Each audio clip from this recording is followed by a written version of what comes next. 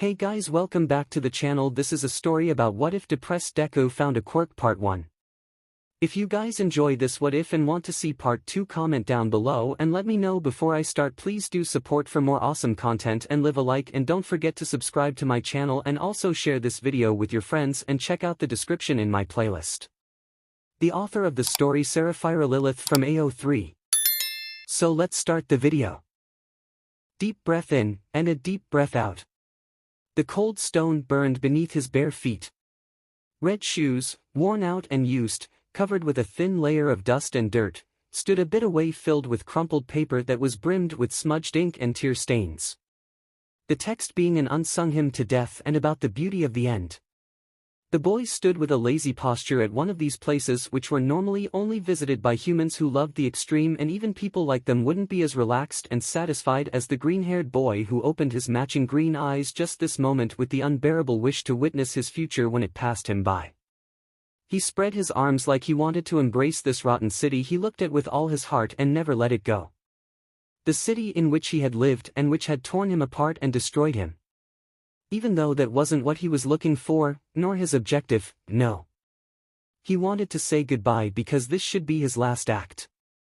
His dull and empty and lifeless eyes, that sunk into his skull like the ones of a doll, vanished again behind a thick, black curtain of eyelashes, only to be exposed to the wind that howled around the building and the sun that shined down cruelly and mischievously from up above for the last time.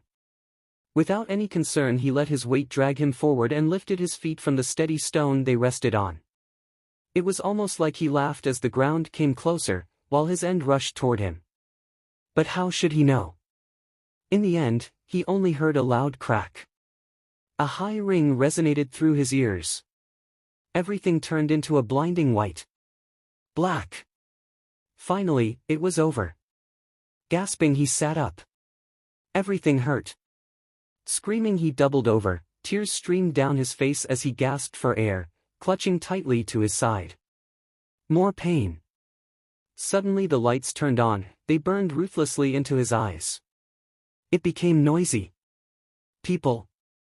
There were white-blue people without faces. Weights pushed him down, back onto the soft ground. He didn't even recognize it was there before. Something pricked his arm and his rabid heart turned sluggish. For a moment he feared it would stop beating at all. It didn't. His lungs filled with breathable air, no longer moving in a fast and flat pattern.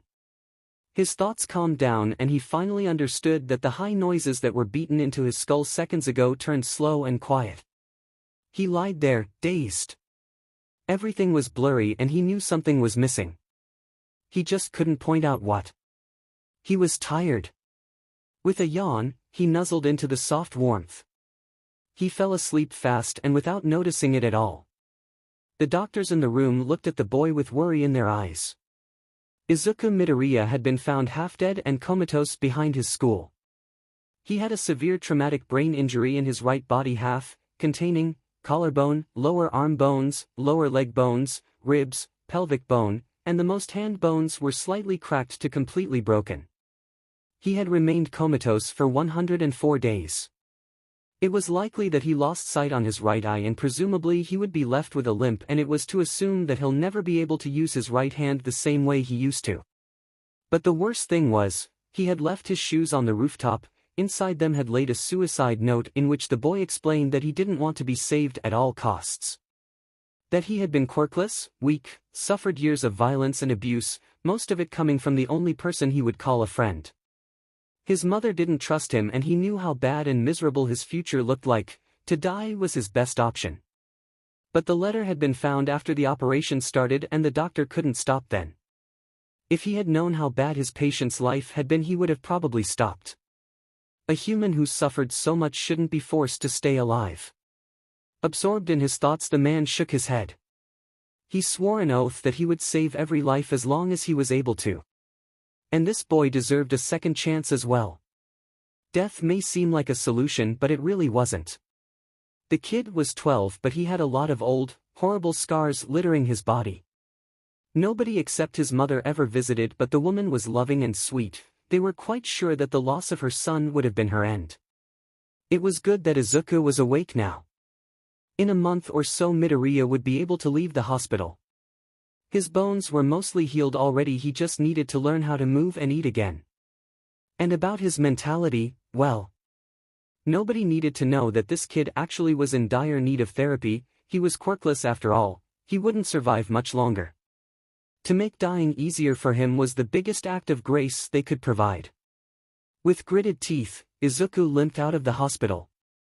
His mother had tried to make him use a wheelchair, at least crutches. Still, the boy had rejected the help and also didn't want to be supported by her. His open and remaining eye flitted around, always searching for some kind of threat. The other one, the right one, which was left empty and lifeless, was hidden beneath a black eye patch so that others wouldn't be scared by the sight of his eye and the scars. The scars at his hands weren't that easy to cover.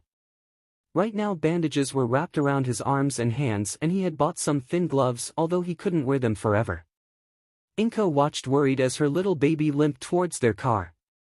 Each step made him flinch a little bit, yet he tried to suppress it each time. He no longer looked like a child, rather like an old man, broken and marked by life. She took a deep breath and put on her best smile before she got inside the car. "Mom. Please say nothing. Please don't talk. Let's just drive home, okay?" The emerald-eyed boy mumbled defensively before his mother could even open her mouth to try to lift the spirits a little. It hurt her heart, but she understood why her son wouldn't want to listen right now, so she sealed her lips, and it remained that way. The drive went accordingly in a cold, smothering, hopeless and sad silence. And their arrival at home didn't make it any better. Izuku threw his bag over his shoulder and went to his room as fast as it was possible for him. Without a word, without food, and when she tried to get him because she had made 𝐬𝐻𝐸, he didn't even leave his room and only told her to leave him alone. If 𝐀𝐦 had known that the drive would be the last moment where she would see her son for a long time, she would have insisted that he'll get out of his room. But in the way things were, she'd go into his room the next day at 14:36 and only find a pile of torn posters together with broken action figures in the midst of the room. Every closet would look like it had been emptied in a haste, clothes would be spread all over the space, everything essential would be missing, the window would be left open. Her child would not be there, the only excuse would be a scribbled text on a crumpled paper on the table. It would say that he'd be never going to return to his old life and that she'd surely be called to identify his corpse soon, if he finally had some luck in his life. She'd break down in tears.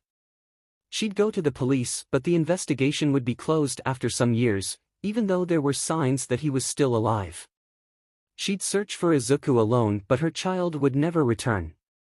But 𝐀𝐦 Midoriya didn't even think that this would happen, and so she let her son go. At the same moment the door closed behind Izuku, he let his bag hit the ground and looked around in his room, hounded when he felt like he was observed and laughed at. There were All Might posters and figurines everywhere, and some other heroes in between. That symbol of peace grinned down at him with his dramatic looks and his fake smile. Stared deep into his soul with his overshadowed eyes and made him freeze. All these heroes and quirks were absolutely useless. No hero ever saved him.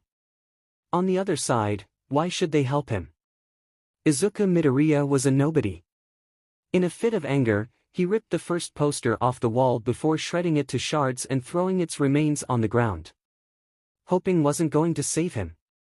Clumsily his nails buried themselves into the next piece of paper and yanked it off the wall, tearing another picture in the process as well. Both were turned into snippets with jerking movements in mere seconds. Tears formed in the corner of his eye, and he gritted his teeth together roughly enough to prevent them from overflowing and to make his head hurt. He wanted to scream and to throw a tantrum, it was his deepest longing to let it out, but that would not work in his favor, and so he removed poster after poster violently before destroying it. On Monday he would have to go back to school, and he didn't want to. He didn't want to hand himself over to 𝐀𝐻𝐸 and his companions, to embarrass himself in front of the teachers, to be the laughingstock of the whole class. The figures he collected over the years so thoughtfully were thrown across the room and landed on the ground with a clatter when he threw them down from his shelf with a sudden movement of his arm. He with a heaving chest as he stomped in their direction and raised a foot to stomp down on them. Never ever again a crack sounded this satisfying. He ravaged his whole room and destroyed what he could, broke what broke him. He wanted to flee and forget what he went through because of others. That was the solution. He sprinted towards his desk and scratched his farewell in little words onto a tattled paper before he rushed to empty his closets. Without any care, he shoved everything he deemed necessary into his backpack: clothes, money, food, bottles, a sleeping bag, his notebooks, and pencils. Quickly he looked around. Did he forget something? That only one of his eyes functioned made it difficult for him to capture everything with one glance, although this made him recognize some things he would have most likely overseen with one quick look. Everything he did happened quickly and unheard. In the end, he opened his window and climbed out of the house. He wasn't going to stay dormant any longer. That's what he had decided when he started training in the hospital. Ungracefully he landed on his feet in front of his window and started walking as soon as he rightened his position. The night had just started and nobody knew he was running away, nobody was going to stop him. Smiling, he pulled the hood of his black hoodie into his face. Everything will be forgotten soon. Aincha a bit ta young for this stuff, SQR. Lazily he removed his eye patch and exposed his milky green eye with the ghostly green remains of an iris in its middle. Two nasty, red scars crossed over it. He had awoken with the cuts on his face after getting blackout drunk for the first time. He figured that he did it himself with his own knife while still being on his high. Do I look like I give a f about my age? The man shuddered at the gruesome view and shoved the bottles of alcohol into his hands and received some coins and bills. Both, Izuku Midoriya and his trade partner, left the alleyway satisfied. None of them knew the other's name, nor were they going to remember each other's faces. Everything went this way for them, as usual. With a sigh on his lips, the boy shuffled into an alleyway, you could just write alley, nearby where he had his new home next to a big trash container. Of course, it wasn't the best place to be, but it was way better than the parks where everyone got noticed and chased away. The whole city was plastered with flyers and posters of him. At first, they would mention him in the news as well, yet nobody spends a second thought on another straying kid on the streets. With a hat, it was easy to cover his noticeable hair, and even if it was summer, a lot of people wore caps and stuff like that. Thoughtfully he took one of his notebooks and flitted through the pages as he opened one of the bottles. He didn't really care about what he was drinking anymore, the only thing that mattered was the percentage. He had started to sort his information. Of course, he knew everything, but it couldn't hurt to have some kind of system if he forgot something. Without hesitation, he took a big swing while he read his collected knowledge. The alcohol burned his throat, but he was way past the point where he needed to GG or cough after drinking, and his eyes didn't tear up by now as well. ALC was a great thing. Like an eraser. Everything one wanted to forget drowns and gets swallowed by euphoria and bravery. Sadly, these 5 bottles were everything he could buy. Homeless, quirkless, and flat broke. Cliché. Somehow even someone like him should be able to make money, shouldn't they? Again he paged through the notebook. Each of these quirks was something he would die for. Even the most useless and dumb one would be his was into society. Who was he kidding? His way into society was a burned bridge. He swallowed his next mouthful in a haste, and this time his throat burned. At least his thoughts were numbed. Maybe he could work as a prostitute.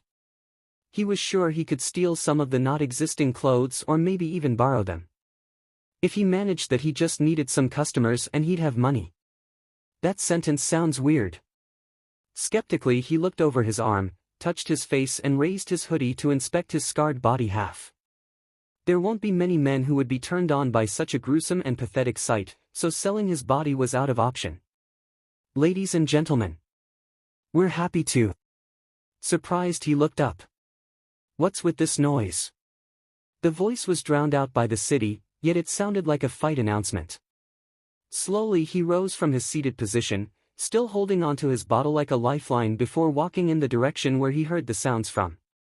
After a short walk, he heard cheering and upset voices.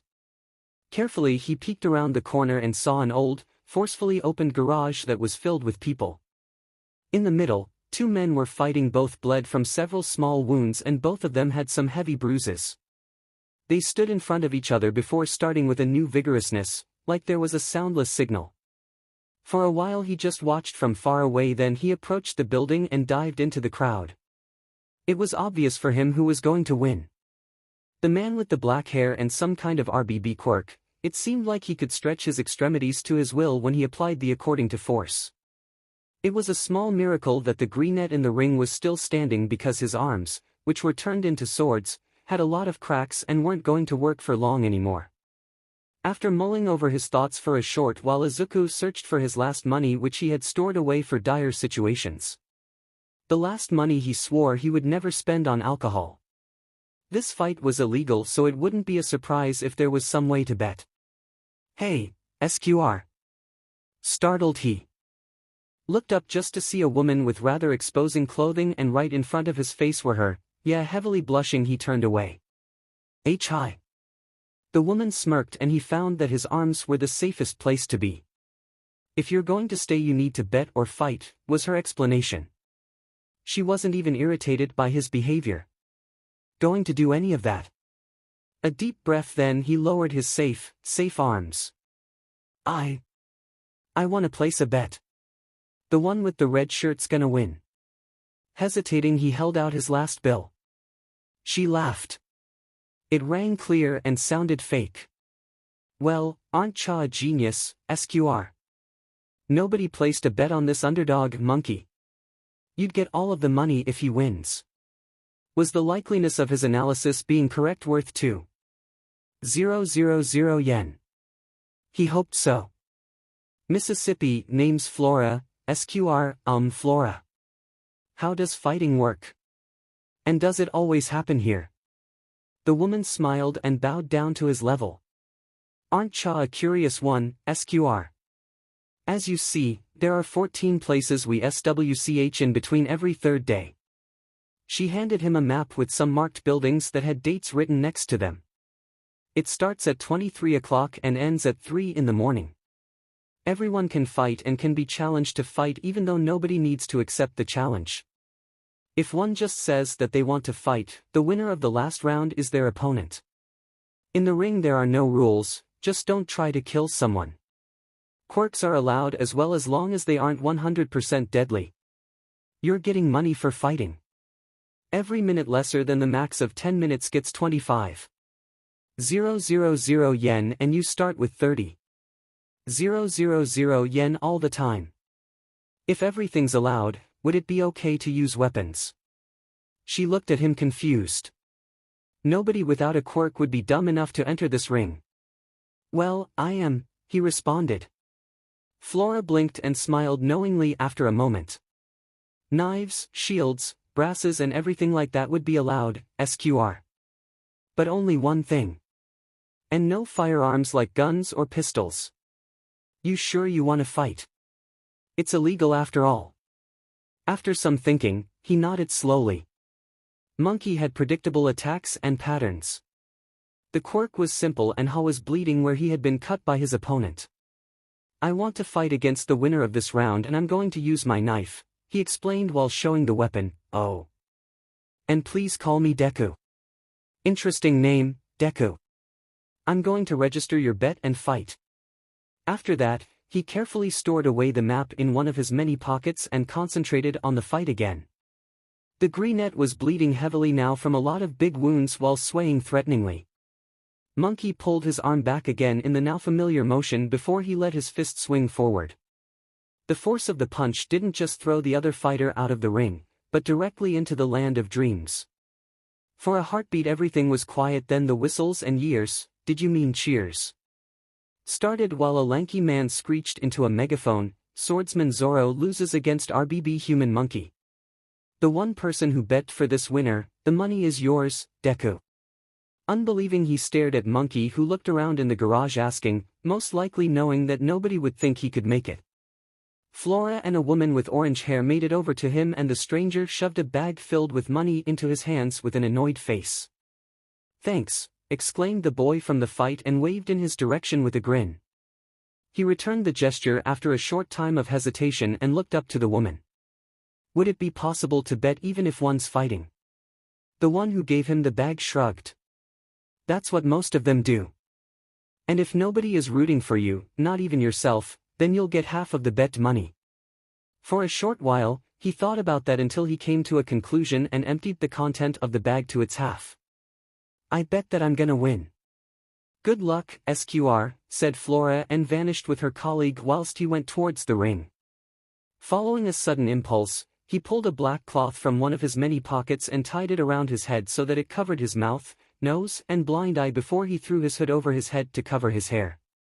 He knew there was a reward on his head and there was no honor between criminals. And now the quirkless Deku is going to fight against the first winner of the night, the RBB human monkey, screeched the tall man at the border of the ring into his megaphone and made some people laugh. It hurt to hear these words again, but he pulled himself together. This fight was important if he wanted to make money. The faster he won, the more dough he got. And they all were going to bet for Monkey. He was pretty sure that this was the intelligent choice, but he would be if he didn't try to aim for the highest goal and maybe even made it. Fight. He checked his grip on his knife for the last time and let it spring open. RBB can be cut. The methods of his opponent were simple. The young man in the red shirt attacked his foes like a savage bull, just like 𝐀𝐻. Quirkless, repeated his combatant. It was this moment that he saw the scar underneath Monkey's right eye. Yeah. Problem with that, growled Izuku and crept nearer towards the other over the rim of the ring. No. You're a dreamer. That's something to be respected. Confused, he examined the young man in the red button-up shirt. Respect. Because he won't give up. He snorted. Monkey was the first human being that didn't laugh at him or humiliated him for that. Thanks, was everything he said before he jumped, the knife secure in his grip, ready to sink it in. His opponent reacted instantly and exactly like he thought he would. He searched the distance and struck out. In the same moment where Monkey reeled his arm back, he jumped aside and jabbed his knife into thin air. Murmurs and cheers rose when his opponent gritted his teeth. And on the ground remained a trail of thick, red drops.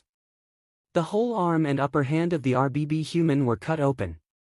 He almost felt sorry, but what won't one do for money? He didn't listen to his conscience anymore and threw himself at Monkey again. This time the Ravenet backed off and studied his covered face. Everyone seemed to hold their breath, but it didn't really matter what the people outside of the fight thought. He was sure he would win. It was easy.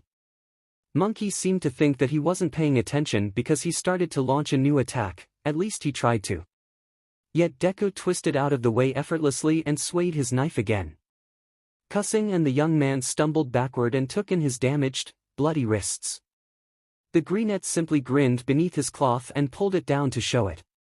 He wasn't unathletic. The constant running away and avoiding hits and the training after his jump left him with a decent amount of muscle and stamina. Besides, his opponent was using his full strength, which left him vulnerable with exhaustion. He examined his opponent thorough. 2, 3 at most, assaults of the same strength and Monkey would be done for good. But without provoking him, he wouldn't start another attack. Unfortunately, the other had a good idea about his way of approaching an attack. But if he'd ignore his defenses and start to act purely offensive, his opponent might get thrown off, but he would leave himself out in the open, and he was a rather weak attacker. That was something he would have to work on. His eyes flitted over the garage. Nobody said that he couldn't use his surroundings to his advantage. What should he? His hand searched the bag of his hoodie. Jup. The bottle was still there. When did he put it there? Would it be okay if he drank, now that he found it? His hands started to shake. Stood it really that bad about him? Did this month on the street leave him addicted already? Well, there was no other reason for him to stand here and brawl for money.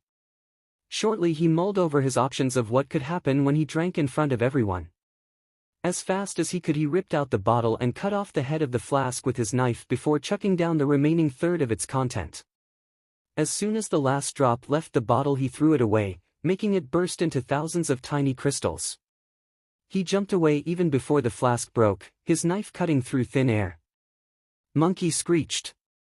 2 fingers splattered onto the ground only a bit away from the glass.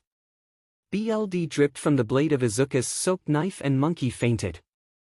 It is a typical reaction of the body to shut down when it lost parts of it. Smiling, he looked at his knife. The color shined in a rather fascinating way, and this fight just proved that he wasn't a dumb, quirkless Deku. A dreamy smile remaining on his face, he looked up when the crowd started to cheer and his victory was called out. He just won 180,000 yen at least. Maybe these fights were going to turn out beneficial. Hey! 𝐻𝐸 half print, roared one of the usual, unwelcomed customers of the rather rundown bar. What? The voice of the boy, who'd just been shoved away from the counter rudely by the man, pitched and slurred beneath the aggressive tone and harshness. "Tuss, you can't even afford the stuff. Stop hoarding the B-bar all yourself alone." The kid growled angrily and shoved the man back. "PSS off. I can pay. And that's all my money. I earned this all alone myself." The man burst into hysterical laughter. It was easy to see that the two brawlers had looked too deep into their glasses, but the adult was way more obvious than the boy. Stop laughing. You wanna fight? I can fight. The barkeeper started to feel concerned that the conflict between the two drunk heads could become out of hand. And if that happens, he would be forced to pull charges, and all the money the greenette with the eye patch spend on the alcohol that he chugged down like others would drink water would be lost. But if he wouldn't stop them, the best way to end the night would be with a broken nose and a black eye. I wanna fight. Something against that blorb SQR. His face scrunched up in disgust and his lasting eyes squinted together as he waved a hand in the air in front of his face. He held his other hand clenched around his glass filled with rum. You're annoying," whined the boy angrily as if it would discourage his attacker. "And you PSS me off," babbled the grown-up with a sh-eating grin. He didn't even know what nonsense he was spurting, and Izuku Midoriya wasn't listening to himself as well. Both of them had their fill hours ago, but they still kept going because their body was used to the toxics of the alcohol. The man with the beer belly and the hanging cheeks that made him look like an old boarhound developed his alcoholism 3 months prior after the death of his beloved wife. Actually, he'd been a nice and loved teacher with good classes that made it usually into high positions. He never stressed the kids or left someone behind. But being nice didn't save his wife when she lost control over her car and drove into a building because of a hero fight. He quitted his job and sunk into a pit of sadness and despair, and here he was, in one of the cheapest flophouses in whole Tokyo, and started a fight with a boy who might as well could have been one of his students. If he just could notice that and wouldn't be caged in this blurry, upside-down world of alcohol and intoxication. Izuku Midoriya, on the other hand, did not have the nerves for another problem. His last evening and this day had been disastrous. The police had found the garage and burst the fight with the most viewers, his fight because he was a little celebrity in the underground by now. He couldn't remember his opponent, but he knew that he just defeated the poor bastard when the screams started and the men in black uniforms broke into the room. He had managed to fight his way through the panicking crowd before he finally found an air and fled through it, but his money was lost. Confiscated and unreachable, most likely part of some investigation. And now this gross old sack wanted to make problems. Faster than anyone in the room would have thought that the greenette could, considering his condition. He drawed a knife and pressed its blade against his attacker's throat. Every last person in the bar rasped to halt, and the barkeeper lost his grip on the glass he'd been polishing, letting it fall to the ground and burst into pieces. "Tell me one reason why I shouldn't pull through." The boy with the eye patch suddenly didn't sound drunk anymore. The man started shaking as the cloth of his trousers turned dark between his thighs and a puddle appeared on the floor beneath him. The boy scowled, pulled away his knife and jumped from his chair. "What a trash dump. I'll go somewhere else, don't expect me." Izuku may not sound drunk, but as he tried to climb the 3 stairs to freedom he swayed threateningly and needed more than one attempt to get out of the bar. The young homeless boy staggered through the alleys cussing like a sailor, searching for a new bar where he could bribe the keeper to forget his age. Suddenly his stomach twisted unpleasantly and the world started to twist and turn. Gasping, he leaned against a near wall as a ring resonated through his ears and the street winded. Eventually his gut wrenched and he loudly threw up a lot of liquid. Again and again his innards spasmed to get rid of anything inside them. Dry heaving, he hung at the wall, his arms were shaking and his legs were numb. The ground crashed against him way too soon. Still trembling, he tried to get up again, yet none of his muscles obeyed. His stomach coiled again and forced him to double over once more. This time only acid hit the ground. With all his might and concentration he brought a hand up and wiped it over his mouth. It reeked, and for the first time since he ran away he wished to be at home in his room with the comfortable bed, the soft pillows, the warm quilt and the safe walls, windows, and doors. A sob broke out of him and he crawled away from his vomit while tears collected in his functioning eye. His mother. He missed her and her heartly, warm and loving aura. Wailing, Izuku rolled himself together and mourned his short and dark childhood. Despite his fogged-over mind and nostalgia, he knew that his life never was a good one. His hearing altered between being way too quiet and deafening loud, and that made his headache worse. Then he heard steps. Something white silver black came into his field of view and he felt something against his shoulder but wasn't capable to defend himself. 𝐬𝐿, slurred the one-eyed, but didn't get any further because in the next moment the cold, sturdy ground beneath his body was missing. It was a night patrol. Nothing new for 𝐀𝐦 since it was his duty as a hero to ensure people's safety all around the clock. Although he did not expect something like the problem he stumbled over. It started when he heard someone cough, heave, and sob in one of the side alleys. Even if the sounds were rather gross, he couldn't help but be concerned. There was someone who clearly needed help. Carefully looking around, he went into the street and activated his flashlight. Only some steps into the city canyon he heard a rough and stifled "Mom, I wanna go home," followed by more wailing. The view he stumbled upon was heartbreaking. A small figure with a mop of green hair, in a gray, blotchy hoodie and black, dirty, and ripped sweatpants was rolled together on the ground, not far away from a puddle of vomit, and was whimpering pathetically. Hastily he strode over to the person. It was a boy, maybe as old as his little brother. He reeked of alcohol, smoke, urine, mildew, and trash. Next to him was a dirty yellow backpack that looked like it was filled to the rim. The kid's face was smeared with dirt, his long, curly locks were barely tamed, filthy, tangled and greasy, dark eye bags dug into the skin beneath his orbs, the skin was sickly white, freckles dusted his hollow cheeks with way too present-looking bones like bloodstains, a big scar reached from beneath his right ear to the root of his nose and ended over his left eyebrow in midst of his forehead. A second one started at his hairline over his temple, went over his nose and stopped shortly beneath his cheekbone. And then there was this lumazed, bloodshot, green eye that stared up at him dead and empty and looked filled with agony. A small pupil that almost didn't move when he shone into it. The other eye was covered by an eye patch underneath which the scars crossed. He shook his head and picked the child up, while he wrote his agency that someone needed to take over his shift. The boy defended himself weakly and uncoordinated, tried to protest, but he didn't listen to him. By now the hero was sure that this boy had an alcoholic intoxication, what meant that he needed to be in a hospital. Now, how did a minor even get the alcohol? Upset, he shook his head and started running. He was as fast as an ambulance, if not faster, and it could only be beneficial for the kid to be taken care of as soon as possible. The woman behind the front desk looked up confused as he came to halt right in front of her with the boy in his arms. I found him 10 minutes ago. He was barely conscious, his pupil hardly reacted to light, he was vomiting and isn't responsive, and he smells of alcohol. 2 minutes ago he lost his consciousness, explained the hero as logical as possible, but he wasn't able to banish the concern in his voice. This boy was way too young to be on the wrong path. Yet, here they were, and 𝐀𝐦 could only ask himself when exactly the life of this child went wrong. I'll call a doctor, said the woman promptly and hit the buttons of her phone. He needs to get into the ICU right now. It didn't take long until a doctor arrived together with 2 nurses, his coat fluttering in his wake. Tensei laid the kid onto a stretcher and could only watch as the greenette got carted away. Would it be possible for me to wait for him? I'm kind of worried about the SQR.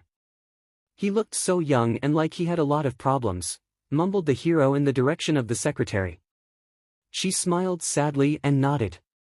Go to the waiting room. You're going to be informed if something happens to the boy. Would you know anything about him? He took off his helmet and shook his head no. I don't know anything except for the obvious. The lady sighed and started to write on her keyboard. Then we'll need to identify him another way. If you'd like to know, we could tell you who you saved today. He took the offer gratefully and went to the waiting room. It may be foolish, but he wanted to know who the green-haired boy was and why he landed on the streets and in his position. While 𝐀𝐦 waited next to the families of diverse tragic victims, two important things happen. Firstly, 𝐬𝐡𝐚 𝐍𝐴 was in the ICU and was giving the doctors of this night shift a headache. Hands off. The lifeless body spasmed thanks to the electricity that made the heart start to stuttering beat again. The brain of the greenette was seconds away from shutting down and giving up, and it made all the other organs give out. The doctors were fighting to keep their patient alive, but secretly they all were asking themselves already who would receive the expression of condolences from the deputy. There surely would be someone waiting for this kid's recovery in the anteroom. Secondly, a member of the staff was able to identify the problem child. One of the medical assistants who helped with the surgery of the quirkless boy 1 year prior after his jump from the roof was able to recognize him. 𝐬𝐡𝐚 may have longer hair, the scars on his face were new, but it definitely was the same, freckled face.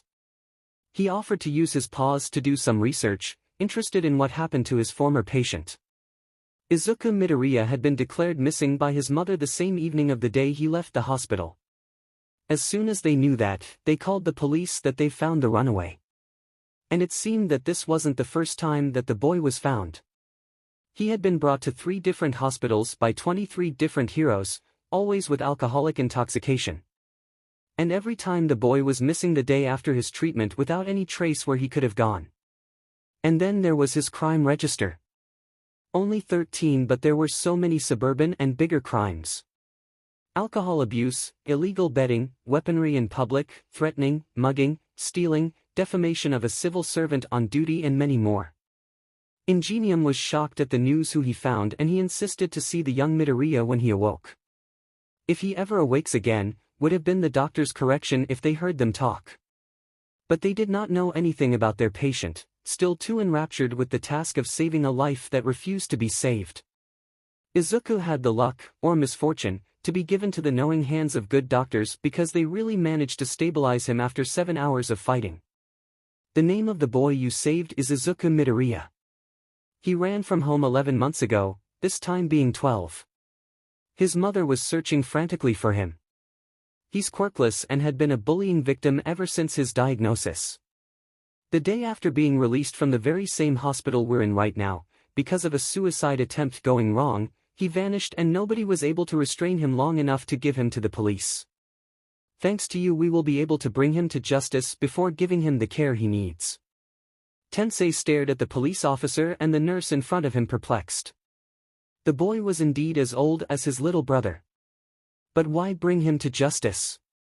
Why should someone punish a child with serious problems because no one wanted to take care of it when there was a chance?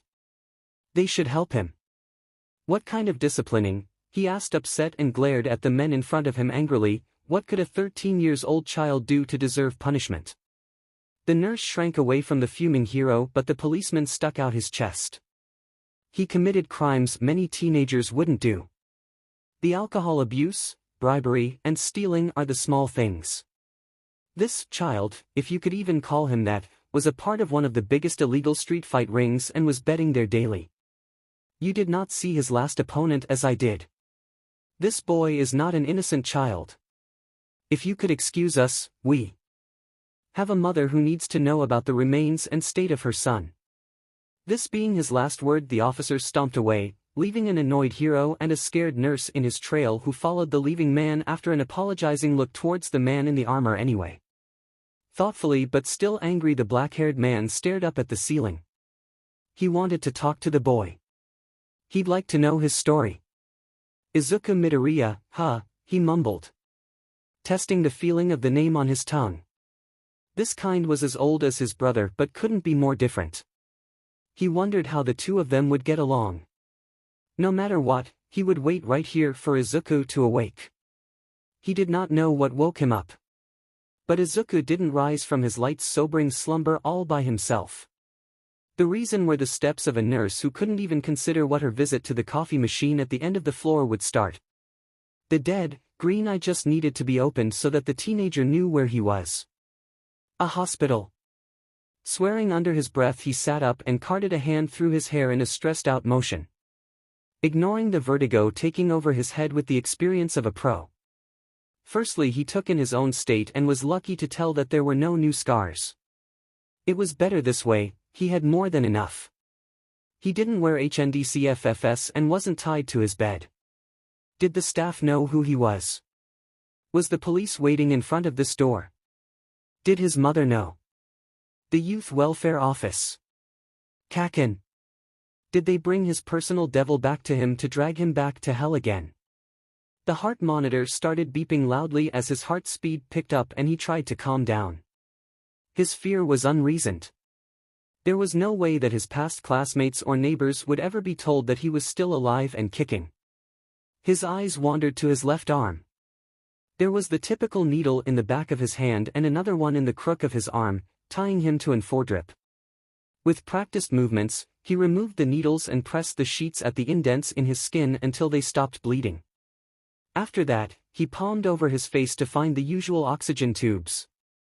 With a sigh, he shook his head and removed them as well, shuddering at the well-known gross sentient. One problem less. He took in the room. There weren't any cameras, so in that way he was safe. His eyes stopped searching when they found the chair on the opposite side of the room. The seat was adorned by his clothes, which seemed to be washed, ironed, and piled thoughtfully. A service every hospital had. Maybe he should show up more often. Nope. Bad idea. Stay under the radar and don't take the risk of human interaction. Beneath the chair was his backpack, leaned against a wall. Hasty Midoriya ripped off the remaining cables on his body and rushed over to the chair to dress. The boy stopped for a short second and let the feeling of his freshly washed hoodie linger on his skin, but then he threw on his hood and pulled it deep into his face while grabbing his backpack as a sign to begin his journey again. At first, he examined the window, but to his disappointment, he was only on the 5th or 6th floor and there was a lock at the outside of the frame. He tried to move the handle anyway, but, just as he suspected, it didn't budge a bit. He threw a look at the ground and compared the distance with the one of his first jump. It was nearer. His last jump had been from a roof. Theoretically, it would have been the 7th floor. He could try it again. But with his luck, it wouldn't end well, again. May it be his attempt to throw himself in front of a car, it ended up being a mass collision with 4 deaths, his excessive drinking, he stopped counting how often he woke up in some hospital, or his one try to swallow an overdose of medications. It never worked out in first place because some DMN hero had seen him and made him throw them up before holding a lecture, of course in front of the press, why life was worth living. He would have gladly started a second attempt after that, right in front of them. But he didn't have the money to buy more pills. Every time when only he, Izuku Midoriya, tried to kill himself he would survive, so someone else needed to do the job because otherwise, he'd never die. For a moment he considered his options. He could destroy the glass with a chair or throw another part of the furniture through it and jump out of the window. If Lady Luck was on his side he would finally bite the dust, but if she wasn't and he'd survive, he would end up with even more scars and God knows what kind of additional damage. Or he could take the route through the hospital towards the main entrance. He could vanish in the crowd, maybe he could even manage to steal some syringes or something like that. That didn't sound like his worst idea. With a phial of morphine, an unused syringe or two, a package of prescription requiring pills, one could make good money on the streets. And money was the promise of another high. Everyone is finalizing the salvation of someone else, that's the whole magic. All of this was thought in less than a minute, which was filled with mumbling before the greenette started to move and opened the door just a crack, barely enough for him to look outside and see that nobody was in the corridor. Quietly he opened the door further to get a look at the whole corridor that revealed itself as abandoned. No human being as far as he could see. Satisfied, the boy stepped out of the room and closed the door behind himself. When one made it out of their room without being seen, they were almost outside. Because after that it was just a matter of acting plain and not to meet anyone who could identify you. He went down the floor following the signs leading towards the exit. He stepped through a glass door. So you really want to leave like that? His muscles rasped to halt and his shoulders pulled up before he turned to face the person that spoke with him. The man sat leaned against the wall by the door so that he was obscured from Izuku's former viewpoint. He had black hair and wore a white armor. Next to him laid a helmet on the ground that reminded one of a train. 𝐀𝐦, he remembered himself, the hero 𝐀𝐦 looks like that. He's a member of the 𝐸TA family who were heroes for many generations. Each and every one of them had a quirk of type engine. In his case, it was centered in his legs and made them faster and stronger. Running away seemed to be a really dumb idea. With a sigh on his lips, he turned around. What do you want from me? The man chuckled and shook his head. I want answers, Izuku Midoriya, he stated and tried to look into the boy's eyes, but the half-blind kid avoided his gaze with ease. Why should such an awesome hero want to talk to him?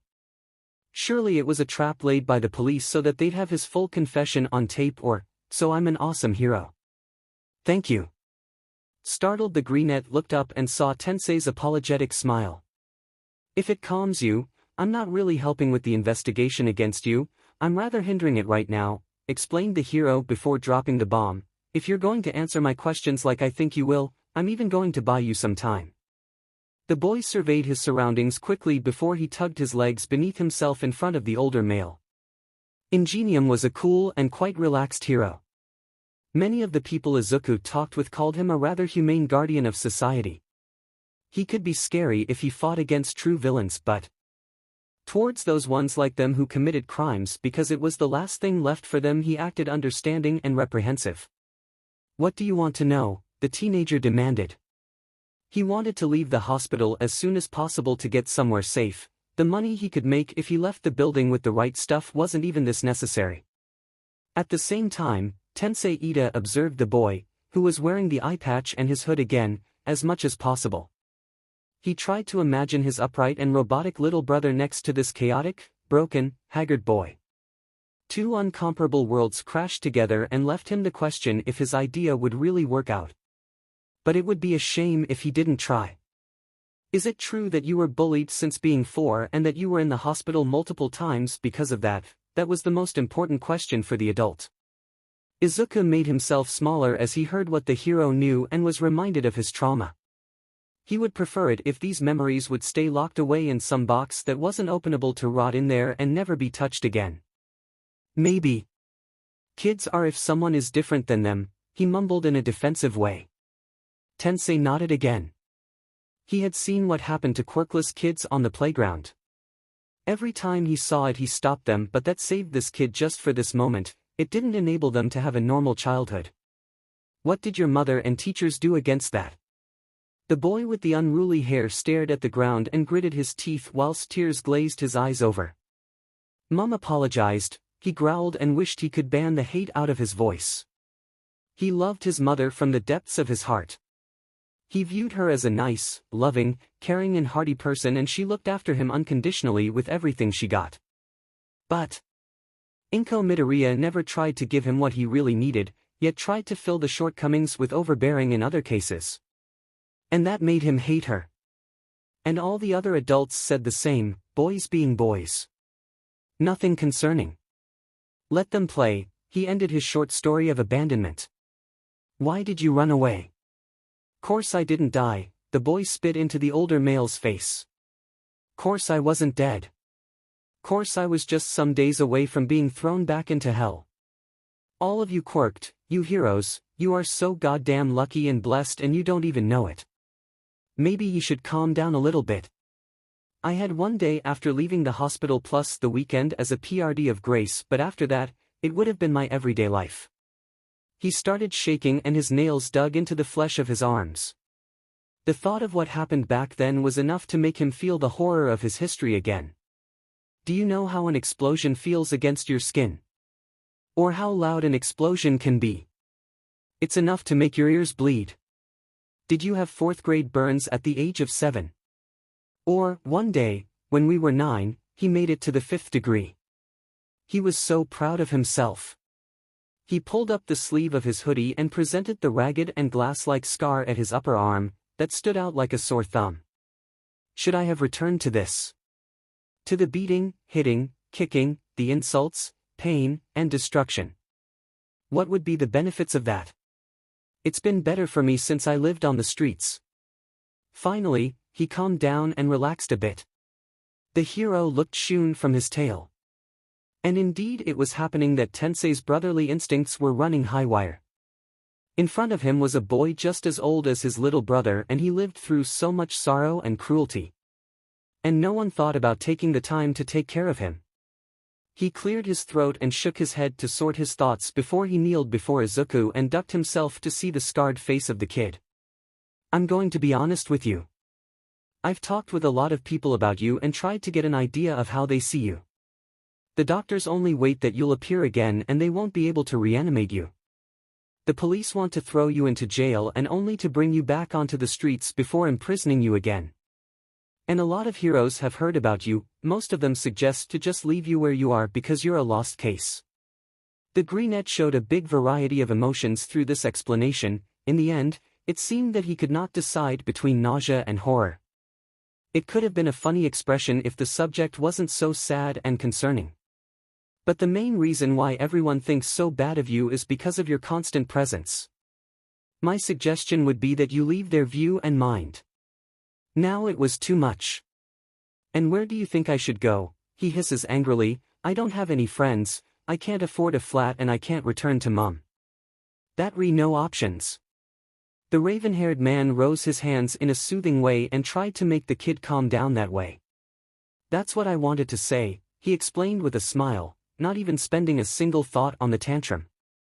How would you like it to live with me? You'd have food, drinks, a bed, clothes, a roof above your head. You could work with my brother's school material. How does that sound? You could stay as long as you want. The emerald-eyed boy blinked unbelievingly and tried to understand what he heard. What? The question if he wanted to take up the hero's offer was not strong to answer for the teenager. Of course, he wanted to go with him. He would be dumb if he didn't. They split up to get outside and decided to meet at the main entrance. Izuku thought over thoroughly when he passed a storage room if he really should take something with him, but in end he couldn't stop himself. His backpack was stuffed full with drags after that stop, and even if he felt kind of sorry, he was sure he needed the money he could make if the hero didn't want to take up with him any longer or another reason forced him back onto the streets. The remaining way through the hospital went uneventful, and it was almost hilarious that he crossed the paths of 7 different police officers and each of them even noticed him. But he wouldn't mourn over that, the easier the better. In front of the gigantic building he kept an eye out for the hero, but he couldn't see him immediately, and the panic rose in him, that Tensei Ida left him for good and that he never wanted to take him in first place. Hey! We can go now. The raven-haired man glanced at the blade that hovered only some centimeters away from his jugular with his hands up in a sign of surrender and chuckled nervously. I'm afraid I'll have to learn not to scare you, he offered. After a short moment filled with shock, Izuku closed his knife and put it into his sleeve. This could have ended in a disaster, growled the boy into the direction of the adult. If I would not have waited for you, you would have been really happy that we're in front of a hospital. The taller one waved it off and started moving, putting a distance between them and the hospital. I'm fine. And you're away from the streets and out of danger. Now come. They went their way to the estate of the Ida family side by side in utter silence. How are you going to explain that you brought someone like me with you? Questioned the emerald-eyed boy after more or less 20 minutes of quiet walking. My family knows me well. This won't be the first time that someone lives with us until they've gained some foothold in their lives. I helped some people with this method, explained the hero, but it only made his companion look to the side with a bitter expression on his face. There's no way to help me, grumbled the smaller one, annoyed, and made the ravenet perk up. Why's that? I'm quirkless. I've missed out 11 months of school and I've got a crime file as thick as my hand. The boy counted at his fingers and continued ruthlessly, unfortunately I've been born without a quirk. I'm deformed and disabled. I'm mentally unstable. Did I mention my quirklessness? Anger and sarcasm dripped from his voice like poison, and his face was pulled into an unsightly mask of disdain and disgust. I know the statistics, 𝐀𝐦. 36% of the global quirkless population commits suicide in the age from 12 to 17. In the age from 18 to 25, 64% attempt suicide, but only 27% actually die. On the other hand, only 1–5% of the quirkless population is able to survive until they are 30. 91% of the people diagnosed with quirklessness die before their 28th birthday. More or less 0.7% are actually able to start some kind of career after graduating. And how should I accomplish something? The hero blinked impressed. How did you remember all these numbers? That's not my point. I know the statistics, though I can't recite them out of my head. I think they are the proof that something needs to change. Then you can be the first quirkless person with a remarkable career that dies from age, decided the hero in an optimistic tone. 𝗵𝘃𝗃 was the only comment from the one-eyed, who looked away annoyed. You're a child and an airhead. Thanks. That would be two good characteristics. 𝐬𝐻𝐸 breathed in with a hiss and rubbed his temples. To be alone with this cool hero was going to cost him a goddamn lot of nerves. We're almost there, exclaimed the older one happily, and made the boy inspect his surroundings. The remaining 𝐀𝐦 became as big as a plate as 𝐬𝐻𝐸 took in all of the villas and fancy gardens. Your family is rich enough to live here, mumbled the boy with the fluffy hair unbelievingly. Jup. I hope you're okay with that. If you're okay with it, was the fast answer. Why should he shoot back, but 𝐬𝐻𝐸 was already expecting it. I might need one night to rob the half of the neighborhood and nobody would know it was me or would even miss something, stated the emerald-eyed kid with a shrug. It's almost tempting to try, but I think it would be better to leave it be. Only a few people in this area are not heroes. The 𝐲𝐻𝐬 sighed sadly and shook his head. It would have been too good to be true to get so much money easily. Silently they crossed a rather plain-looking garden before stopping at the door of a humble mansion. 𝐬𝐻𝐸 felt his nervosity rising within him, and he started to seesaw on the ball of his feet, his fight-or-flight instincts activating themselves and readying him to dash away to get him to safety, shouldn't he be welcomed. His chance to actually get away was as good as non-existent, but the heroes wouldn't expect him and would have to start moving first. And he had his knife, he could throw it. Nope. Bad idea. Should he really need to, he could take someone hostage. But it was but 0:00 in the morning, the sun only started rising, so there was no one. Yet again, he had a variety of drags and the syringes in his backpack. He could use them to put the heroes out of commission if the need should arise. And his companion opened the door and stepped inside. I'm home, he hollered into the house, and indeed there was an indistinguishable answer to hear. Who was awake at this ungodly hours? Come in, Midoriya-kun. I'm going to introduce you to my family and show you the guest room. Scared, he stared into the corridor. He should go inside there. Just like that. When was the last time he had been inside a real house? He did not even know how to act. And what if they threw him out on the streets again? Tensei listened to the mumbling of Midoriya with a frown. 𝐬𝐻𝐸's habit of speaking to himself was partly convenient because it allowed one to almost look into the head of the boy, but the thoughts of the one-eyed street kid were negative, dark, cunning, and wary. He was pretty sure that his family would welcome the boy with open arms and not chase him away with torches and pitchforks, but the first possibility didn't seem to exist in the world of the teenager. He somehow needed to make the 𝐲𝐻𝐸 to understand that not everybody was out to hurt him. Why aren't you eating with us, brother? We wait for. Who is this? That may be a way, too. Smiling, the man turned towards his little brother, Tenya, and introduced the 𝐲𝐻𝐸 with the wild hair behind him. That's 𝐬𝐻𝐸 Midoriya. He's going to live with us for a while. The boy with the glasses examined the one-eyed kid, that squirmed beneath the watchful orbs of the brothers like a fish on a hook, in clear uneasiness, interested. Hello, he mumbled and bowed to greet the other teenager. Did he do the right thing? He really didn't know. The other boy watched him a while longer before he adjusted his glasses, which made them reflect the morning sun for a short second. The movements of 𝐀𝐦 little brother were robotic, wide, and choppy.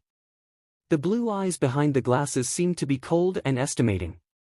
The looks didn't really match the image of a child of his age, was Izuku's thought, but he really wasn't the one to speak or judge. Because he had the face of an old soldier who served over the years at different fronts. "Hello," that ripped the 𝐁𝐦 out of his mind, "I am 𝐀𝐦 𝐍𝐸. It is a pleasure to make your acquaintance, Midoriya-kun." Skeptically he watched the other boy, who bowed in his direction like a mechanic puppet. "The pleasure is mine.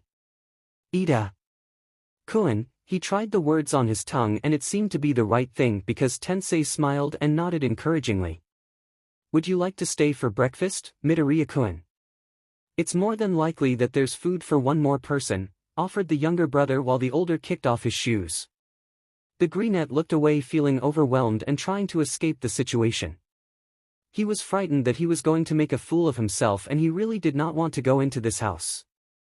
The thought to enter closed rooms, claimed territory, not a neutral zone like he was used to, where he couldn't flee whilst being surrounded by strangers, didn't sit well with him. Why, your bro's idea was nice and I'd really like to take it up, truly. But I think I should go now. I don't want to intrude and, I actually have plans, Yeah. I've got to do something really important to do. It was a rather crazy idea, a good one. But still crazy.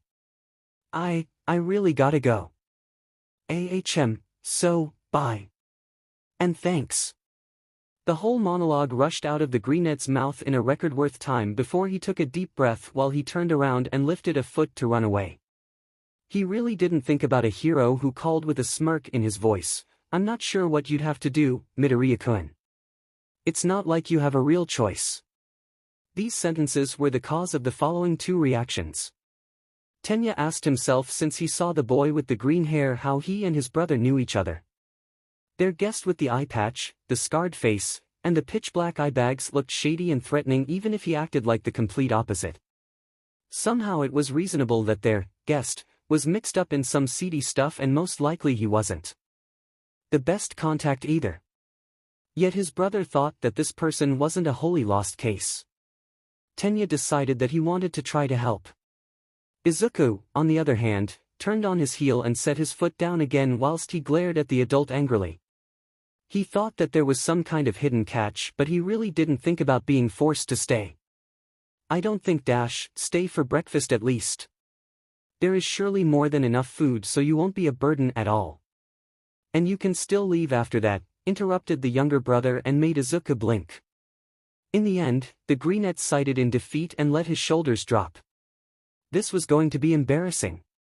In hope to find a bit of support, he hugged himself with one arm and stared at the ground as he whispered, "I don't want to go in there, I'm scared of the house." Tensei didn't know what to do. This kind of information was overwhelming, but his brother reacted fast and discovered a solution for the problem. "It's not scary. But if you don't want to go inside, it would be no problem to let you sit in the garden next to the dining room so that I can fetch you something to eat. I'm sure you're hungry." That sounded like a sound compromise, and it was true. He was indeed really hungry and had no clue when he ate something proper the last time. He nodded hesitantly, which made the spectacle wearer hop into the bigger shoes of his brother to waddle over to him and show the way to the garden. "Thanks," murmured the one-eyed kid and fiddled with the hem of his hoodie whilst he followed the other boy to a glass wall which showed a modern dining room and an equally impressive kitchen.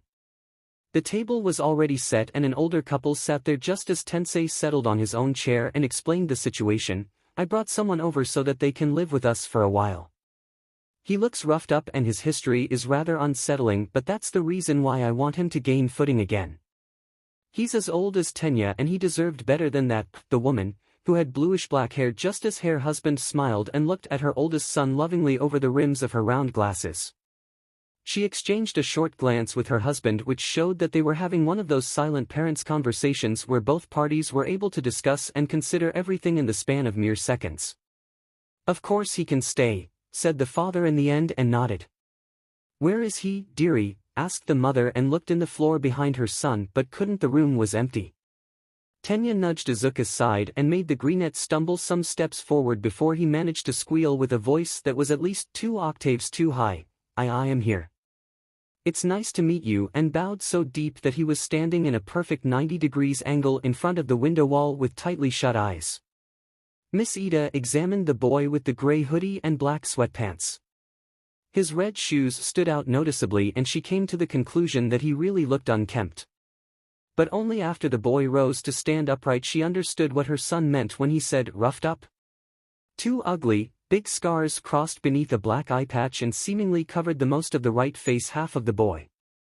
There were some more small bruises and scars on his face, although they were easy to overlook/ignore thanks to the big ones.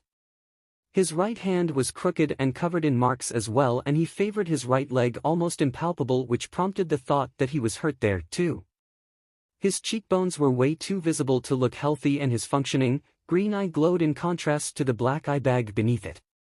His oversized, baggy, patched-up clothes hid his starving state but hung loosely from his frame and sold out its own lie. It was a gruesome sight because this child looked more like it was dead rather than alive. She forced an encouraging smile onto her face and looked at their generously laid table where leftovers were programmed, and she knew there were some things that would be thrown away after breakfast. Come in and sit with us, little one. Eat something. You look like a stiff breeze is all that's needed to knock you over. The greenette started to bob on his feet and murmured something to himself. She leaned in his direction to catch some of his words, but it was too quiet. Irritated, she looked over to her husband. He just shrugged and shook his head. He'd like to eat outside, Mum, explained 𝐀𝐦 with a serious look on his face, and shot her a glance that showed that he wanted a family discussion as soon as possible. He'd be able to see what's on the table from here, and I'll just fetch him whatever he asks for. She nodded. I'll get the extra dishware. I'll brew the tea, offered 𝐀𝐦. The father sighed. Then I'm going to search the small table and one of the garden pillows. I know where they are, father, claimed 𝐀𝐦. Please. No inconvenience because of me. I have my own cup. I don't want to bother anyone more than necessary, attempted 𝐬𝐡𝐢𝐬 to stop the decisions of the family, unsuccessfully. With a sigh, he sat down cross-legged as the family vanished into their house. He was pretty sure that they actually needed time alone to think and talk about the given situation. He almost hoped that they came to the conclusion to send him away after eating with them. But only almost. Who is this poor boy, and what did you do to him that he refuses to enter our house? Concerned Mrs. Ida rested a hand upon her heart. Now that they were in the living room, they could talk about the boy in their garden. We didn't do anything, stated 𝐀𝐦 to set the record straight. Well, I forced him to stay for breakfast, was 𝐀𝐦's objection, but his little brother beat him to the matter. You only said that he wasn't required for any important matters and that he might as well stay with us to eat. Actually, I told him in a roundabout way that the only thing that he could do besides staying with us is to turn himself in. Would you please explain to us who this kid is, 𝐀𝐦? I'm pretty sure I saw his face somewhere, interrupted Mr. Ida and calmed his family down this way whilst his oldest son smiled with a sight. His name is Izuku Midoriya, he's 13 and lived on the streets for 11 months. He ran from home because he couldn't handle the bullying any longer after surviving a suicide attempt. He's been diagnosed as quirkless when he was 4 and had been bullied since. If I can trust what I've heard, then he'd been mixed up in illegal street fights for quite a while. Then there's his alcohol addiction and the problem that he has the habit to drink until he is comatose. He showed me one of his scars from his time in school. They detonated something right against his arm when he was 9. The woman covered her mouth in shock. That was horrific. Although, the older brother intervened thoughtfully, the other things that I learned about him while we talked. He's really intelligent and has an extraordinary memory. He's fast and strong, and I'm sure there are muscles beneath his baggy clothes. Even if one can't see it, it would have been impossible for him to win the street fights if he was weak. Everyone listened carefully before thinking about the herd. My holidays are going to end in 3 days, said 𝐀𝐦 nonchalantly. Maybe he could come with me. I could keep an eye on him, and bullying isn't tolerated at all. He would have to catch up a whole year, but I don't think that would be a problem. There. Father nodded. That's a great idea. He should learn that not everyone is going to hurt him, and because he's quirkless he needs the best education he can get. That leaves the question how we're going to work with his fear of houses, mumbled the brother without glasses before looking around questioningly. He is not going to stay out in the open, threw the youngest family member into the round. What about the cottage? We haven't used it for a while now and it contains a guest room, a kitchen and a bath, suggested their mother and gained 3 pairs of round eyes in return. Which cottage? The one behind the tree next to the pond. You know, where you went camping to your birthdays when you were younger. The men turned silent in thoughts before one after the other reached the same realization what the woman was talking about. Of course. The cottage. That is a wonderful idea, Mom. The woman smiled, pleased with herself. Now that we solved that problem we should concentrate on our guest again. And so they started to move again to finish the chores they decided to fulfill. The breakfast turned out well and after a while, they even managed to coax 𝐬𝐬 into the house to sit with them, though he had the conditions that the windows stayed open and that he sat right next to the opening. After eating they lead the boy to the abandoned and dusty cottage which hadn't been thought of in the past 2 years. The kid had been delighted and didn't stop to thank them for their generosity. When Mrs. Ida offered to clean the house for him the 𝐬𝐻 had been disappointed and almost begged to be allowed to cleanse the house by himself, which no one wanted to deny him. 𝐀𝐦 was sure he's never seen someone being so happy about being forced to clean and repair a whole house. It was 5 hours after that when he returned to the cottage to fetch 𝐬𝐬 for lunch, and the atmosphere around the building changed thoroughly. The walls seemed to be freshly painted and the roof had been repaired as well. The door shimmered thanks to a layer of new varnish. The doorknob had been polished. All the windows were only distinguishable because of their reflections. The curtains were missing and allowed one to see the scrubbed wooden floor, and the tiles in the kitchen shone through the glass of the according windows.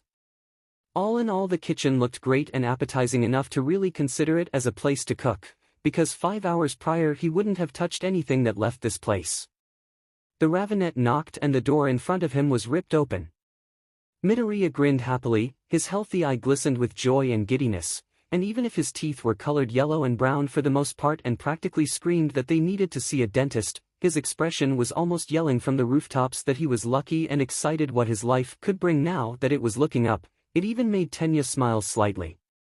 You really made a miracle happen to this cottage, was his comment as he took in the difference to before, whilst 𝐬𝐡𝐢 smiled humbly.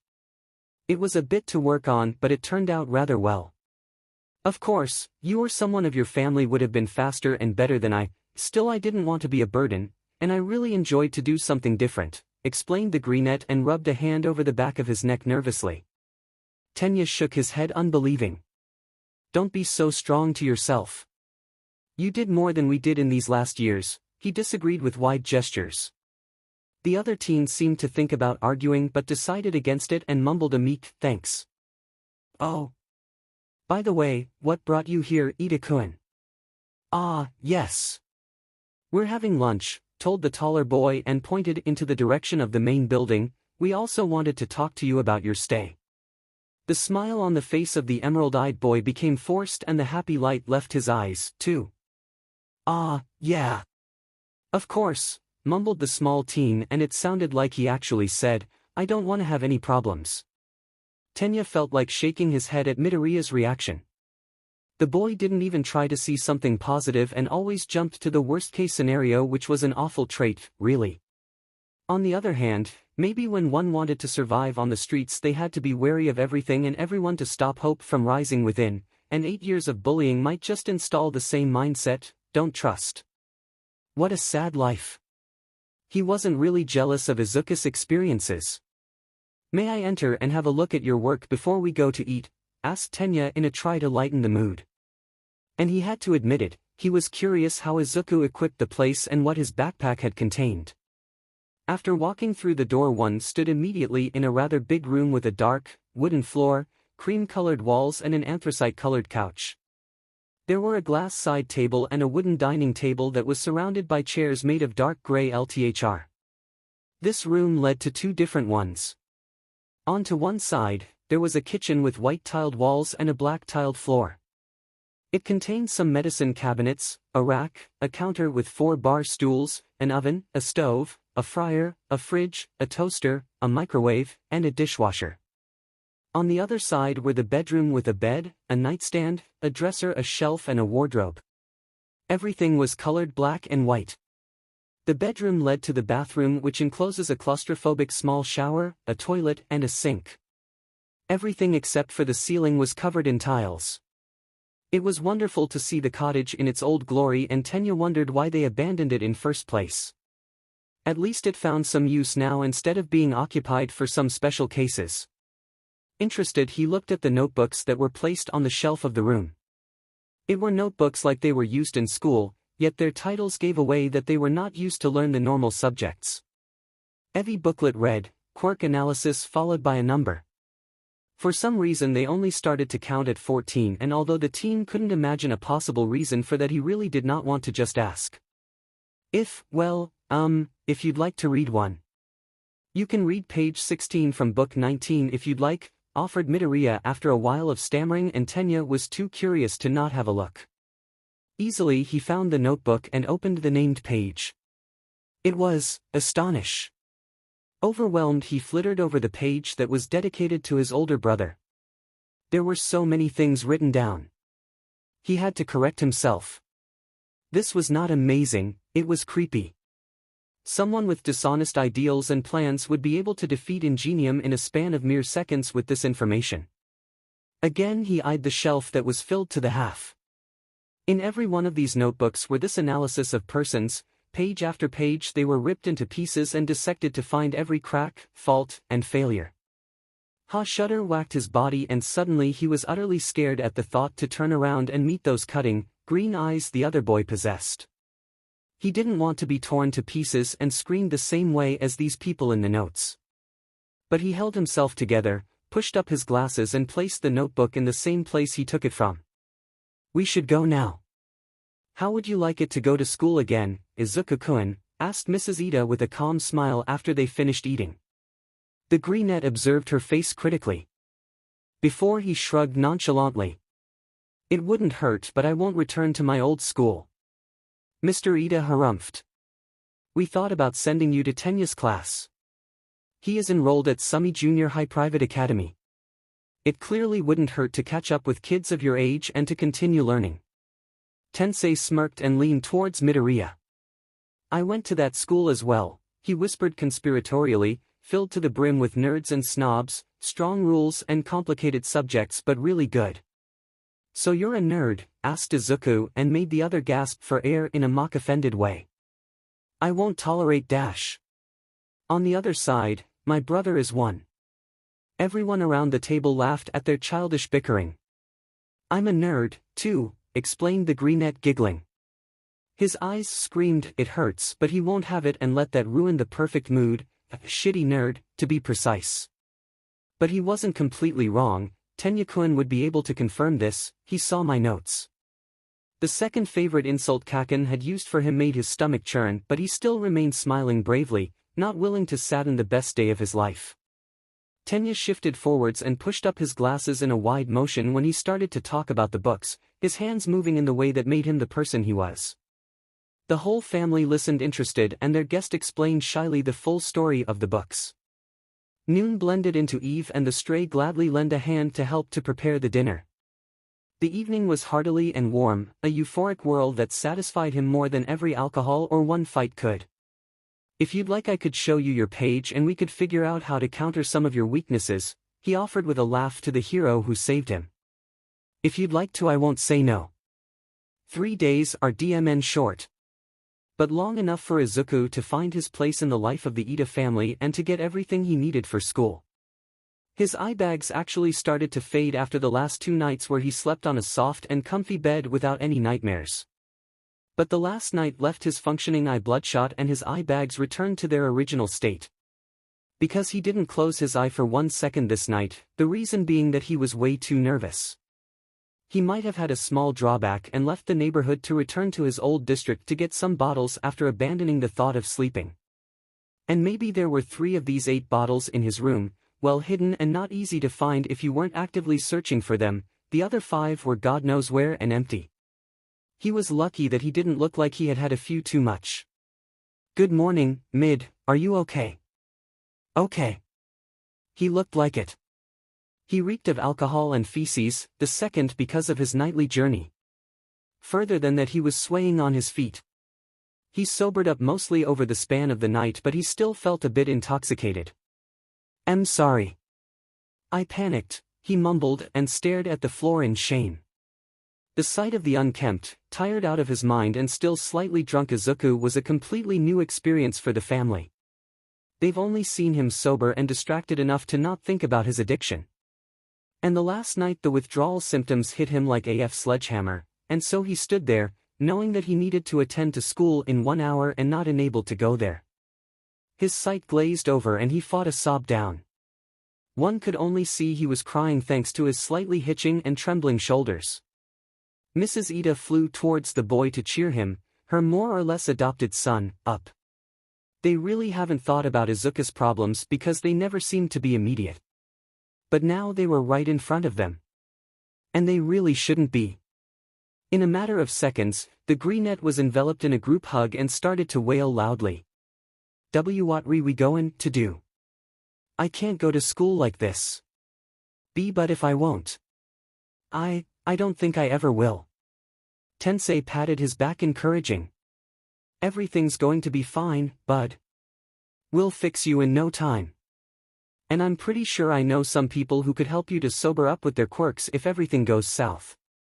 The emerald-eyed boy looked at the family as tears collected in his eyes. He sniffed and the tears flowed over as he bowed sobbing. "Thank you. Have fun and good luck." "Are we going to have?" yelled Tenya. Wholeheartedly focused on the first part. Izuku murmured a dark, "Are we going to need?" completely fixated on the second part. "Don't disappoint me," was the last comment Tensei threw after them, which triggered the little brother to square up and answer that they won't, whilst the Greenette, friendly as he was, replied with a risen middle finger. The hero laughed and closed the door.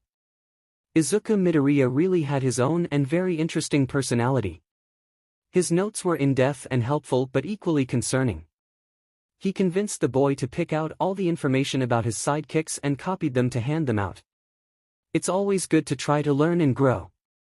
Even for Izuku, who forbid it himself as a punishment and an act of self-hatred, even though he would never admit it. The kid had potential. He took in the sight of the stack of papers on the table thoughtfully. Indeed, great potential. Even if it was threatened to be destroyed by insomnia and drowned out by alcohol. Frightened, he stared up at the school building. The ground seemed to shake rather roughly. Was there an earthquake? No. Tenya stood upright and stiff next to him, giving him a concerned look. Which would mean that he was shaking. A heavy chunk of lead seemed to rest on his chest with the intention to crush him. Desperately the Greenette gasped for air and stumbled some steps back on his quivering legs. I can't do it," gasped Izuku breathless, "I can't go there. I don't want to go inside. Please, let's just go away." His voice cracked in his panic and he was so desperate, Tenya did not know how to act. His new friend started to hyperventilate and shook even harder. He was having a panic attack. The boy with the glasses touched the smaller one's shoulder gently and led him away from the building before he seated him on the curbside with gentle force and sat down next to him. "Everything is fine," he told with a soothing voice and left his hand hovering above Izuku's shoulder, well knowing that physical contact was bound to worsening the panic attack. "Take a deep breath, hold it and breath out for twice the time." He tried to work the other boy through the breathing exercise calmly. It wasn't working and he pulled out his mobile. It was rather ridiculous, but he talked with his parents about situations like this just yesterday and that he was afraid about something of this kind happening. Izuku voiced the same concern. His parents questioned the internet about possible solutions because they weren't this well informed either. They have discovered different posts from people who said that they had panic attacks every so often thanks to their mental illnesses and that they knew some short videos that helped them a great deal. He downloaded the moving pictures instantly and sent them to his whole family, just in case. Now he was left to hope that this advice was no fake. He held the phone in front of Izuku's face. A blue dot that moved smoothly and slowly and left an infinity sign in its wake. A green eye focused on the screen and followed the movement that was displayed. It took some seconds, but the smaller boy breathed normally again and wasn't shaking so strong anymore. So this really worked. Key to the other video. It read breath beneath a thin line. The line expanded to a triangle, to a pentagon, and folded out to bigger and bigger forms before it collapsed into the line again. Rinse, repeat. It took quite some time, but it worked. The boy started to breathe in rhythm with the expanding and collapsing of the line, and the trembling stopped. Still, he returned to the first film once again to occupy the one-eyed kid's mind a bit longer. "Thanks," mumbled Izuku after looking away and taking a deep breath on his own. He was glad that 𝐀𝐦 had been with him, or he would just have collapsed in the middle of the sidewalk helplessly. On the other hand, he would never have tried to visit a school on his own. "No need to thank me," replied the taller teen and glanced at the clock. There were still 17 minutes left until the lesson started. Enough time for Izuku to regain his bearings before they registered. Considering the panic attack, he would need to call his parents to explain to them that they have to talk to the principal, that the one-eyed student is some kind of special case, and they would need to find a good therapist. Thoughtfully, he observed the other teen next to him. He still looked small, fragile, and exhausted. His brother really hadn't thought this through, had he? The teenager was not some kind of stray dog that could be brought to a nice and caring family after patching him up, or an acquaintance who lost all his money because of a rough divorce and just needed some months to cry himself out and regain footing. A kid with this kind of history needed professional help. Not some hero family that tries their best without knowing a thing. But it was too late. And it only left him with the question if he could start a new attempt to get the green net to school without a second breakdown. "We need to go in there, don't we?" asked Izuku like he could read thoughts with a funeral voice. "Yes. Maybe this will do. I'm gonna try again, but if I won't succeed, you'll call your parents that I'm going to come back and you'll go to school alone," decided the emerald-eyed boy and stood up with a determined frown. "Well then. Here we go to hell," growled the small kid to himself and fixated his eyes at the ground whilst he stalked straight forward towards the building he feared the most. It was just like returning to the ring. Exactly. It might be a different form to fight, but it's still a battle, school versus students. His muscles relaxed a bit at the thought, even though it was just a short boost of confidence to get himself onto the school grounds without a mental breakdown. He wanted to succeed in this. One gave him, a quirkless runaway and alcoholic, a second shot. He couldn't throw it away. Nervously he looked up. He indeed stood in front of the main entrance. He made it. Overjoyed and grinning, he turned towards 𝐀𝐦, who walked after him at a normal pace. "I made it." "I've seen," replied the ravenet seriously. Side by side they entered the building and 𝐀𝐦 gave him a fast tour before they went to the office to enroll him. "Hello, Ida Shounen." "Oh, and you're Midori-kun." The office lady greeted them with a friendly smile and pulled the necessary sheets out of varying stacks. "It is rather uncommon that kids change schools for the last year, but in case of your adoption, it is rather understandable. And your certificates were excellent," chattered the woman away and then looked up with a smile again.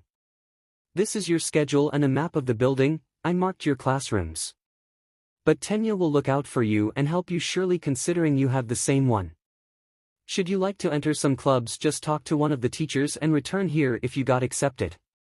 The greenette nodded quietly and listened concentrated. "That was everything important," she said, "and send them on their way. You'll get a new classmate today. His name is Zuko Midori. I expect you to be friendly and respectful." Immediately the students exchanged some conspiratorial looks. A lot of the girls and some of the boys thought the same. It was exactly such a situation with which a romance novel started. And they all hoped the same, it was going to be their story. The door opened and a small boy with green, wild, tousled and curly hair entered the room. His skin was pale, which was why even the person in the last row could see that he had freckles. The school uniform hung loosely from his frame and he limped on his right leg. Immediately the half on the teens waiting for their true love story lost their interest. Not their type. Too thin. Too unkempt. This dwarf surely wouldn't be it. Next to the teacher's desk, the boy turned towards the class and most of them drew in a shocked breath when he finally lifted his head. Half of his face seemed to be made of scars and, oh my god. Was this an eye patch? A few of them noticed the gloves that did not belong to the uniform, but most of them were too busy to stare at the destroyed face of their new classmate. "Hey," gasped the mentioned boy. His whole body was trembling and he was using all his nerves to stay put and not storm out of the room like his instincts wanted him to do. There was too much attention on him and the looks on the other teens' faces showed that they either thought he was a creep or that they were pitying him. Bravely he gritted his teeth and bowed. "My name is Zuko Midori. I look forward to working with you. Please take care of me." His voice was a bit too high-pitched and trembling turned into full-blown shaking, yet it was a start. "If you want to talk to him, please wait for a break. You can sit next to your brother." Izuku nodded and did as told, even though he tried to keep everyone in his field of view as he walked to the table next to the window in the second row. But nobody attacked him. No one threw something at him or muttered an insult. There was no attempt to trip him and no bag being pushed onto the passages so that he would stumble over it. Everyone was peaceful. That was something. It was odd. Confused, he sat down and pulled out his pencil case. "With this being done, we can start. I'll check the attendance." Izuku, or Zuko, like he was called now, relaxed and let his eyes wander through the class with the white walls and wooden floor. This was the place where he was going to stay the next hours and days of his life. A small smile found its way on his lips. And even if some thought that his dreamingly look and relieved smile were suspicious, he couldn't help himself but be happy. These fights were so much easier than the ones on the streets. He could start again and do something with his life. Nothing would be able to stop him. Happiness is such a frail thing.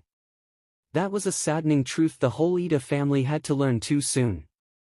Midoriya became unpleasant after emptying his hidden alcohol stock. He managed to ration the 3 bottles over the span of 5 weeks, and being forced to stay sober. At school, the teen masked his irritability as good as he could, but as soon as he entered his own familiar 𝐴𝐷𝑄M home and sometimes even in the main building, he couldn't keep the act up any longer and let everyone feel that he missed his drag. Tenya thought it was annoying. Of course, he knew how addiction worked. Of course, he knew Izuku couldn't do anything against the withdrawal symptoms and bad mood. He knew that their stray was doing rather well, considering how deep down he'd been. Still, he thought it was rather provoking. Tenya thought long and thoughtfully about Izuku's situation and listened to a lot of different opinions. Then he decided on his own one. The boy was the only one responsible for his misery. He could have changed schools. He could have sued his bullies, should have. Considering how bad it has been. He could not have jumped. That had been his, and only his, decision alone, and if someone asked for Tenya's humble opinion, it had been dense, no matter how intelligent the greenette was. He could have stayed home. He couldn't have started fighting. He couldn't have started drinking. He shouldn't have started drinking. The fact that the other teen did all that meant only one thing: Izuku Midoriya was a weak-willed person with little to no endurance. And that didn't even include that the one-eyed was a criminal. At first, Tenya was willing to turn a blind eye on this knowledge, but Izuku just wouldn't stop to chew his ear off about missing the high of the adrenaline crimes brought with them, and it made him think that the smaller one didn't even want their help. And now he would talk about exactly that. "Why did you bring Izuku here?" His brother pondered about his question and looked out of the window lost in thoughts. "He needed help.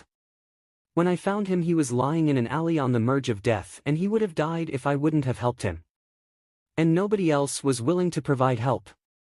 Izuku hates himself more than anyone else in the world, and because of that he doesn't grant himself his own life, and I thought that this is a misguided and abandoned child that doesn't deserve to die."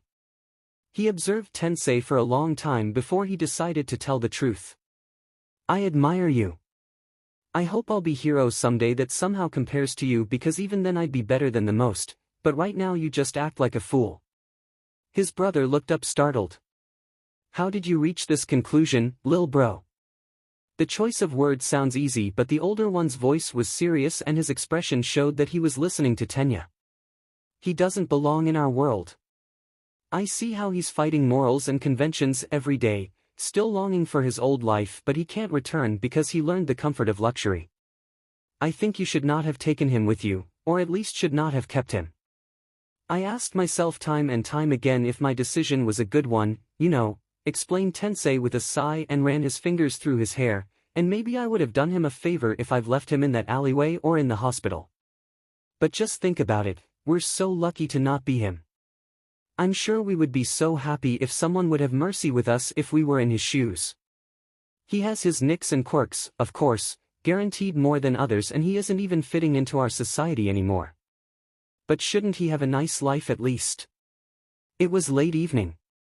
Izuku actually slept already, but a nightmare of Kaken woke him up and robbed him of his sleep. He went to the main building in the hope to talk to 𝐀𝐦 or Tensei, maybe Mrs. Ida, if one of them was awake. At least he'd make himself a hot chocolate and then he'll watch TV to distract himself. Then he heard the voices. Oh, you should not have taken him with you, or at least should not have kept him. Silently he crept closer and found the two brothers in the living room. The younger on a chair, the older one on the sofa. I asked myself time and time again if my decision was a good one, And maybe I would have done him a favor if I've left him in that alleyway. Izuku flinched away like the words burned him. He's heard more than enough. He was annoying. He was in the way. He should have died. As fast as he could he stumbled away from the door and through the garden. 4 months of school.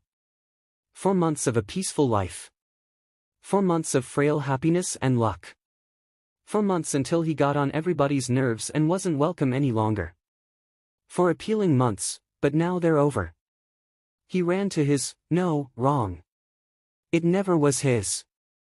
It belonged to the Idas. He ran to the cottage where he spent the last 4 months of his life and slammed the door shut behind him before he sunk against it, gasping for air and tears streaming down his face. He would have to gather his stuff again. Sobbing and trembling he started to work. He sorted his goods and chattels, what he really was going to need and what just would be in the way, what really was his, and what actually belonged to the Idas. With that done he started to fill everything into his backpack. The yellow bag was filled too soon. It meant that it was time to go. With a sigh on his lips, he pulled up his hood. Again. He hasn't done that in quite a while. The tears were still flowing. Looks like it was over now. He looks around and pulls out a pen and paper. I am afraid I caused your family a lot of difficulties and brought you inexcusable amounts of grief. I hope I will be able to pay back all the money you have invested in me, yet I do not think that it is going to happen. How should a quirkless, homeless, teenage drunkard amount any money at all? I wanted to thank you for 4 astounding months even though they must have been hell for you. Thank you, that you took me in that day, Ingenium, even if you regret it by now.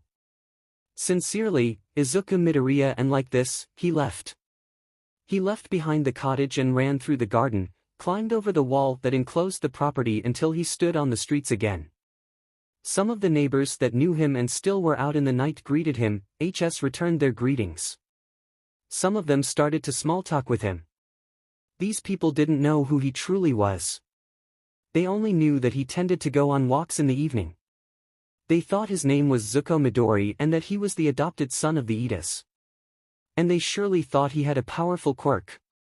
He left the district that belonged to the rich and blessed ones and wandered through the town until he was surrounded by familiar skyscrapers, streets overflowing with cars and peoples, tainted air and the noise of the city. A sigh left his mouth whilst he kept walking to get to his own area. To the filthy and labyrinth-like winding streets that were filled with trash and feces and threateningly overshadowed by decaying houses blotched with graffiti. A bitter smile pulled at his lips and made them quirk upwards a bit when he found his trash container. But it vanished when he noticed the big figures in his alleyway.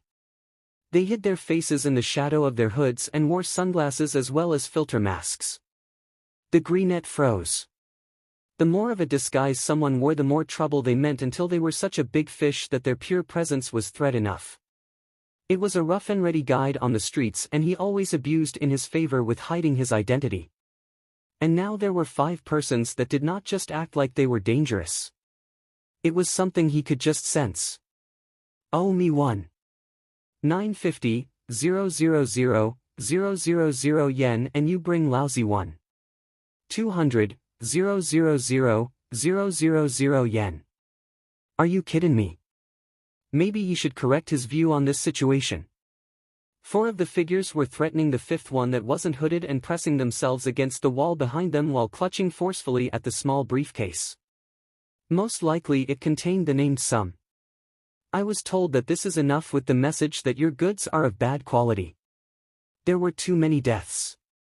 Refine your formula and you can demand such sums again. The voice of the messenger was cracking and trembling, and Izuku could sympathize with him just too well in his hideout.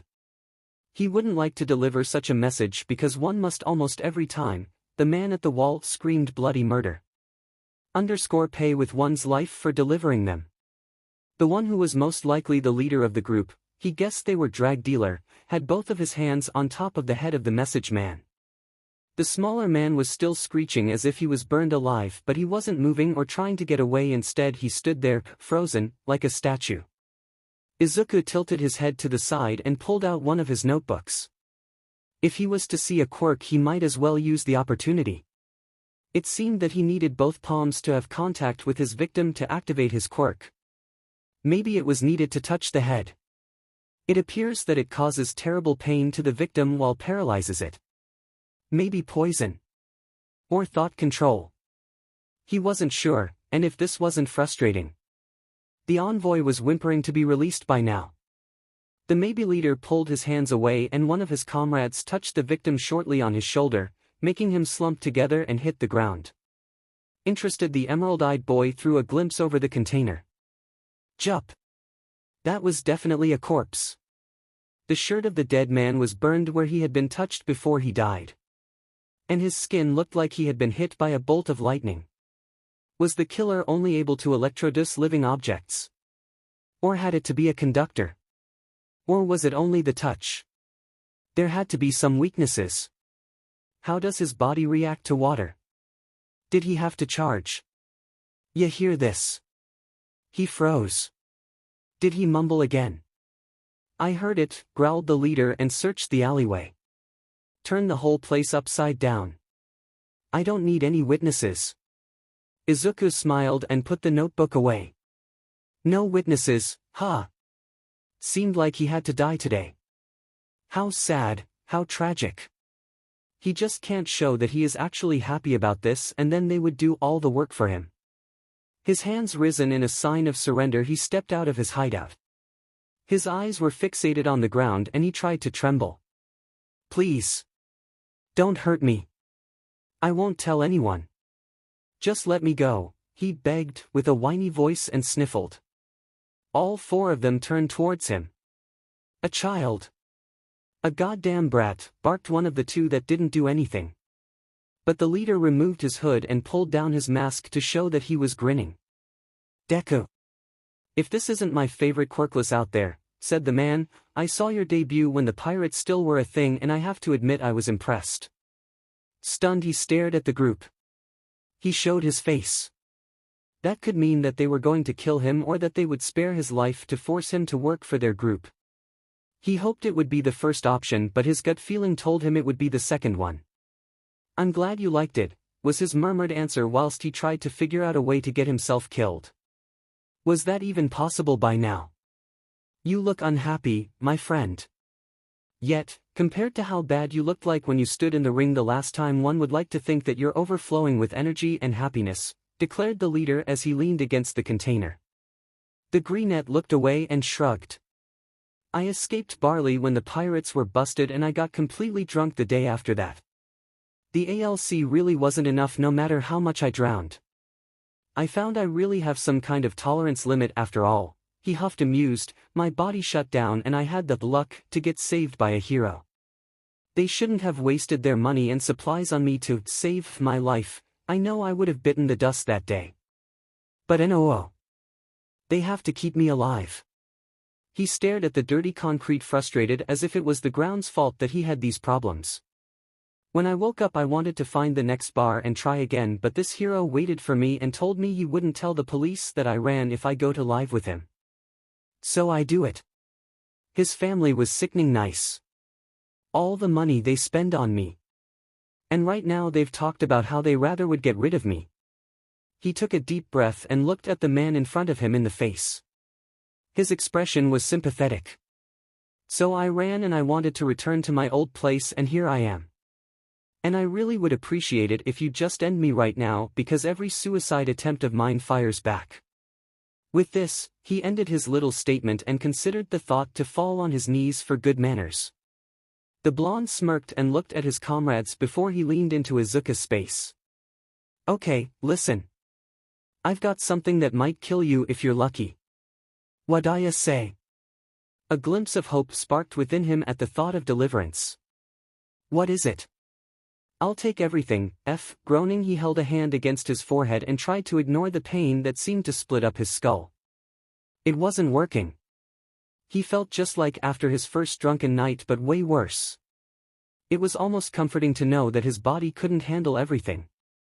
He sat up and looked around despite feeling dizzy and examined his surroundings. He did not know this room, but he really didn't care where he was exactly.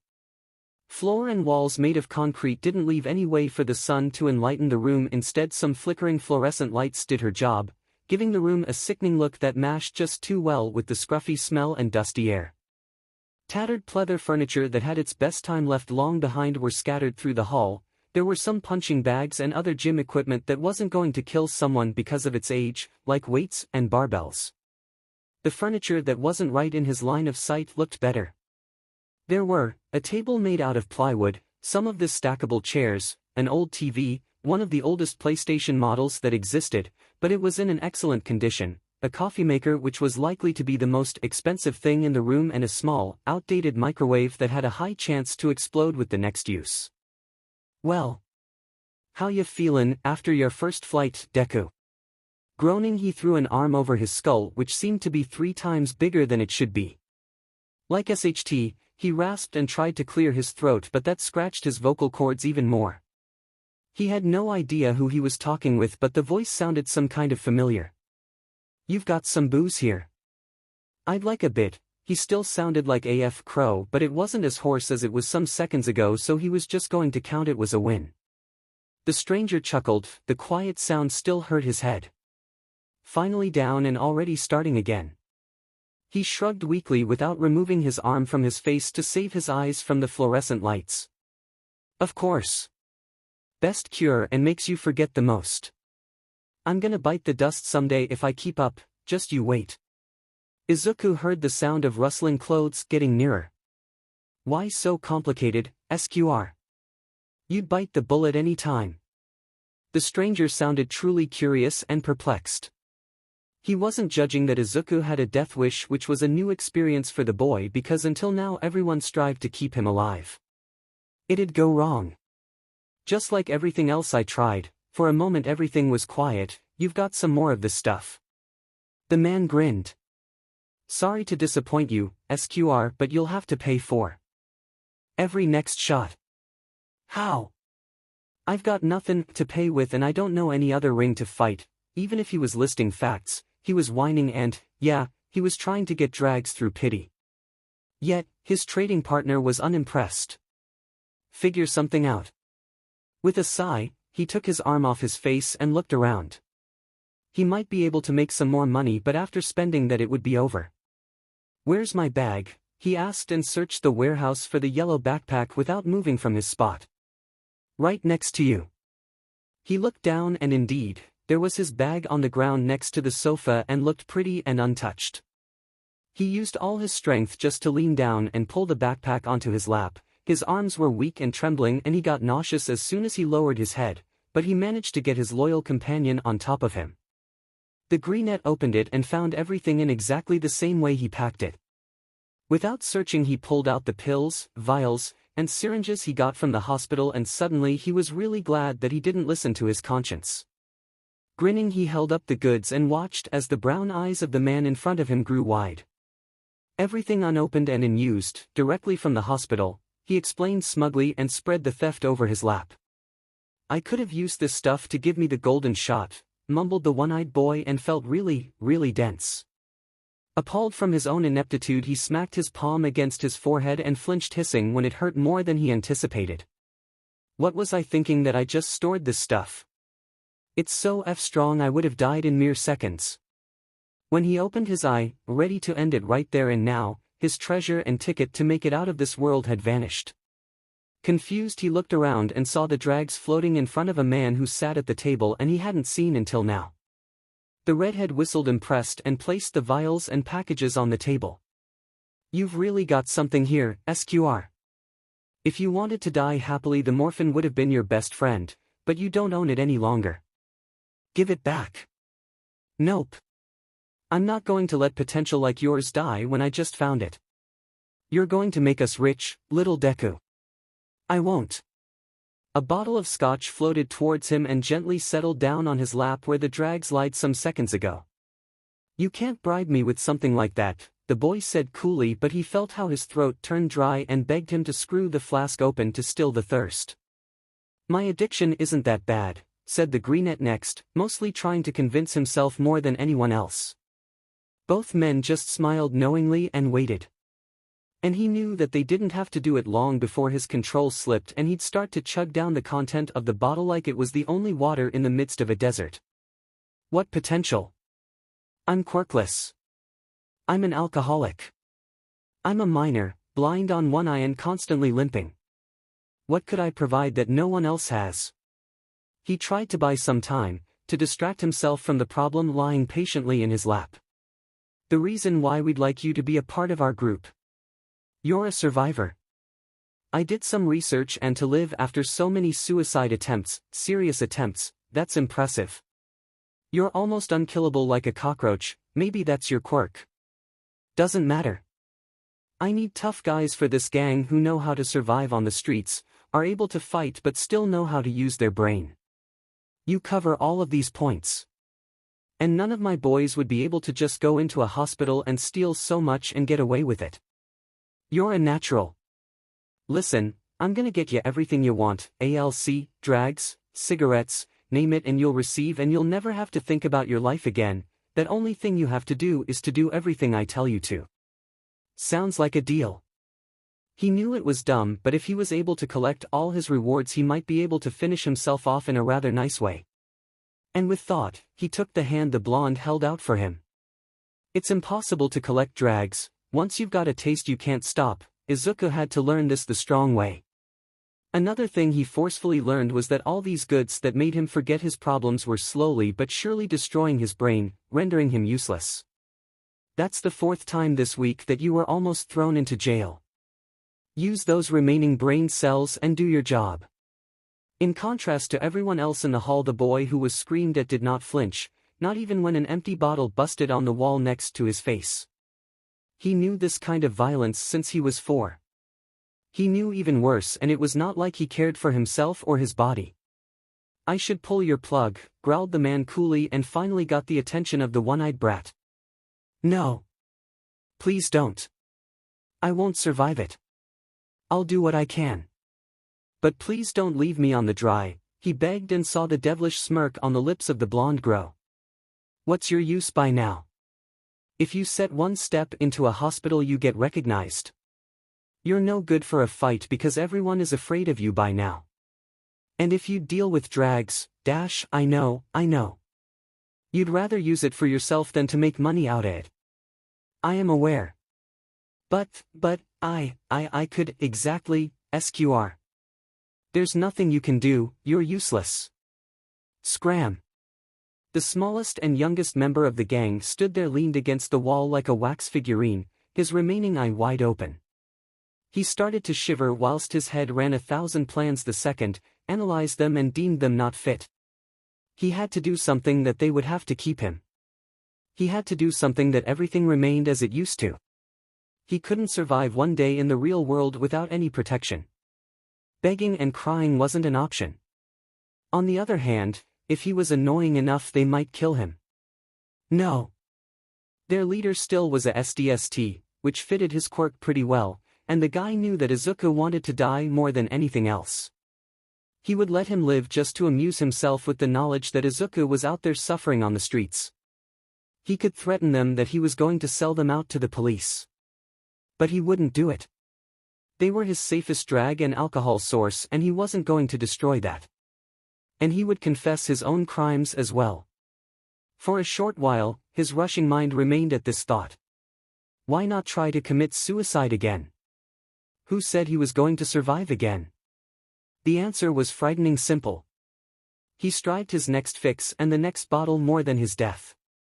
All these intoxicants were draining his life slowly, and someday he was going to waste away beneath the severity of the side effects, but until then addiction clutched so him tightly in its claws that he'd willingly life. Was he going to do something against that? No information, he screeched frantically and made everyone stare at him like he lost his mind. Which was kind of ridiculous, he lost his sanity long ago. I have information about heroes, villains, gang members, vigilantes, and policemen. I know the weaknesses and strengths of their quirks and personality. I know their fighting styles and strategies, and I have plans on how to fight them.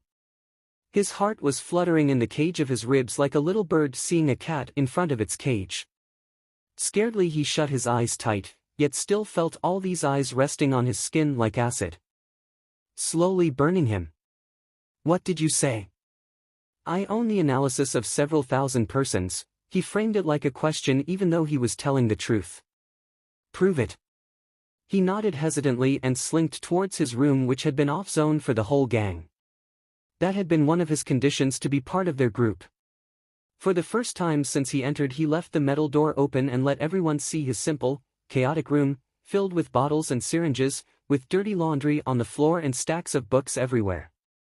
But the really important thing was the shelf, which was one of 3 pieces of furniture in the room. It was filled to the brim with notebooks, every single one of them looking like the other. 𝐬𝐻𝐻𝐻 shuffled his way through the room to the shelf and picked out some of the books that didn't look any different than all the other hundreds around them. Then he returned to the speechless group and spread them out on the table and opened one page of each one. Endeavor, Toxic Chainsaw, Eraserhead. Stunned, they stared at the extensive notes the boy had made, then at the author of the books. They had a goldmine right in front of them, and this dumb, addicted brat didn't even recognize the power he held in his hands. Information like the ones they saw written down right in front of them were worth more than gold or drags. Even diamonds couldn't compare to these notebooks. The smile that grew on the lips of their leader was false and smug when he looked towards Deku, who was reading one of the pages with a frown and mutely moving lips. SQR. Immediately the boy with the wild hair jumped and stared at him with a round eye. Congratulations. You'll never have to work ever again, said the blonde, and his disgusting grin stretched even wider. Their stray really revealed himself as valuable. And what a value it was. I can't do this. Please. I want to go back. Annoyed, the older one ripped the mask from his face and turned towards the teen who was clutching a machine gun, sobbing. The green, shoulder-long stands were greasy, dull, and touted. No one had made an effort to try to care for the curly, tangled locks. It was painfully clear to see. The skin that already had been pale was from a porcelain color by now, which made it look like there was no blood running through its veins. Apart from that, the skin's texture resembled wax, which made the boy in it look like some macabre puppet. The eye that wasn't covered by a black eye patch was bloodshot with a wide, unresponsive pupil and strangely dim, like it was covered with a dark fog. Beneath the lifeless orb lied a black abyss, the word "eye bag" long since being too harmless, sinking deep into the boy's skull and making him look like a dead rather than a living person. The arms of the boy were hidden beneath thick, white bandages where spots of blood shimmered through. If someone would take their time to unwrap the fabric, they would find scarred and punctured skin, mercilessly broken by razors, knives, fingernails, and syringes again and again in a desperate attempt to end one's own life, unsuccessfully. Black, heavy clothes hung from the thin, shaking frame of the frail body that wasn't aware of being in a different state than being hungry and cold. All those soft layers didn't fulfill their purpose of warming the kid, and also weren't covering that this boy wasn't anything more than a skeleton standing on the brim of death. Still, He was here and held a weapon in his arms that was most likely to throw him off his feet and to break all of his bones easily with its recoil. Izuku Midoriya was a wreck. But he wasn't going to complain. It heightened his chance to die immensely. But until his fate was sealed he would have to work, sadly. Quit the crying and concentrate. It's your goddamn plan. The skeleton flinched scaredly and the tears ceased.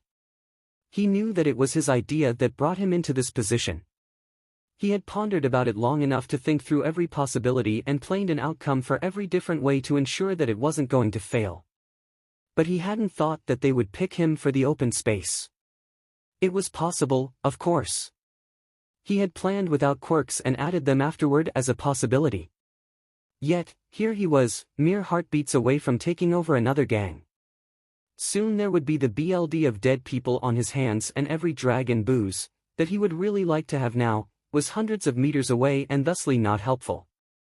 An electric spark was the signal to start shooting the clueless prey, and he could already see the man with the electric quirk. A little flash could be seen. Izuku closed his eyes and clutched the rifle tighter, but didn't shoot like he should, but tucked the barrel beneath his chin. Finally, they had given him a real chance to die. He wasn't going to throw away his shot.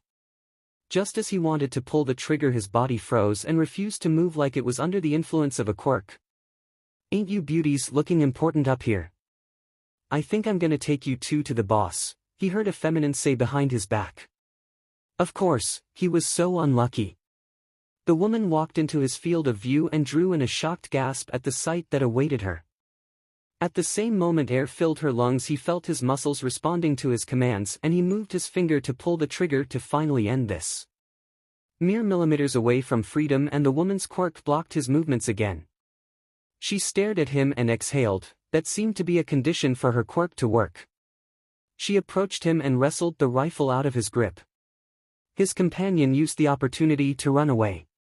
But the funniest thing was, right now his plan started working, and he was rather proud of that. No. He actually couldn't imagine anything better. As soon as he could move again, he gripped his head and started laughing maniacally, whilst the first screams rang through the air, paired with shots and the sound of diverse quirks being used and activated. They were dying down there. Just like he planned. And here he was, up above them and alive. Still. "What ya laughing about, SQR?" growled the woman.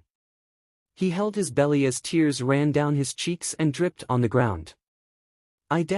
He gasped for air and rubbed his sleeve over his eyes, still fighting for his breath. It was my idea. This whole plan. I figured it out so that everyone has to die. That I die. And here I am, living again. It's so hilarious. Again he started to laugh. The woman who had found the teen observed him skeptically. It was easy to see that his mind was separated from the total breakdown by a mere thread. He was broken, and she was pretty sure that he was balancing on the line of madness. Because that his head wasn't working the right way was noticeable. She wouldn't like it if this brat would die. His group had fought for their lives, and he just wanted to throw his own away. A life was too precious to just be ended like that. The redhead waited until the laughter died down, and then he grabbed the boy's way too thin wrist to pull him to her boss. He would have an idea of what to do. "What was your task within your old group?"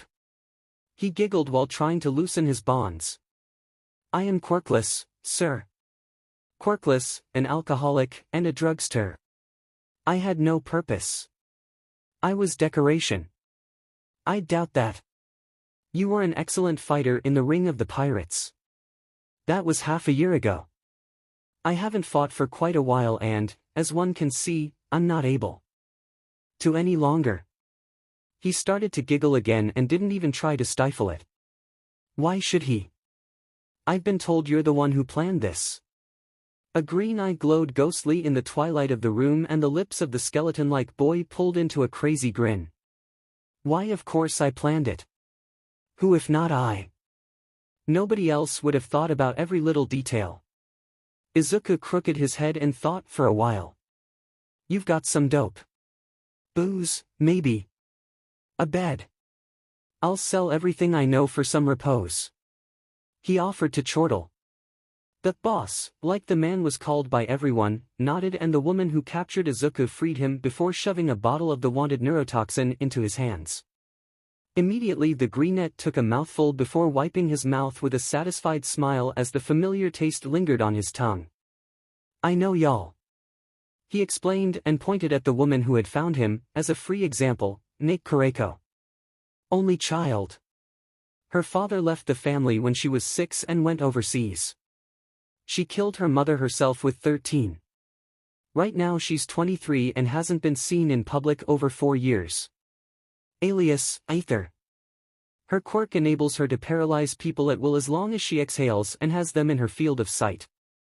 Mostly useful for distance and wide-range attacks, defense and distraction. The limit is 5 persons a time and she can choose if there are more in her field of vision. The biggest problem is that she has to hold her breath and exhale for a long time, which renders her almost useless after physical strain. And if there are only 5 or fewer people in her field of vision, she paralyzes them all, no matter if enemy or ally. Everyone stared at him stunned. This enough? Or do you want some more? I could keep this up the whole day. He said, the quirkless boy with a smug grin, and chugged down the whole bottle's content. That would be enough. May you accompany me to my office? I think there are some deals we could make, 𝐬𝐬𝐬. The atmosphere changed as suddenly as the boss used the friendly and complacent tone. He felt sick as he heard the name the gang had given him for his work. The boss seemed to recognize his way to formulate information. But the teen wasn't going to complain. Finally, someone treated him like an equal and adult. Of course. He answered and stood up to follow the man. One might ask themselves if Izuku's life turned for the better after this fateful meeting and talk. The boy wasn't sure himself. He demanded the full board as a price for his work, and the better someone took care of him, the better was the information he provided. He couldn't convince himself to start a new suicide attempt. Annoyed, he glared at his potential host and client. This guy, who looked like some blob of green goo or slime thanks to his quirk, was living in an abandoned part of the canalization. It was disgusting. I want the patrol routes all over 𝐬𝐻𝐸𝐬. Gurgled the thing. He knew sludge. He had notes on him, but he really had hoped that it would be a bit better than this. I'm afraid I won't be able to work with you. This dash, he made a movement that included his whole surroundings, is simply not enough as a payment. I'm perplexed, told the greenette with a smug smirk. How did you find out how to contact me, Tsunaga Hakamata? The hero grimaced. He was rather displeased that he even had to talk with this villain and broker, but sometimes you've got to do what you've got to do. There had been leaked a lot of information about me and my sidekicks, and you're the source, gritted the man out. The one-eyed teen who had been wandering around in the guest room to inspect everything in it looked towards the hero in mock astonishment. Is that so? The small boy's grin turned devilishly. Did you have problems to defend yourselves? The hero only growled, but this response was more than enough. You know me, so you know the conditions and the price. Nobody will ever learn what you look like and where you are at the moment. You define the price at first. It seemed so simple. It confused the hero to learn that this broker wasn't trying to gain more, but he could actually figure out how this way of payment came to be.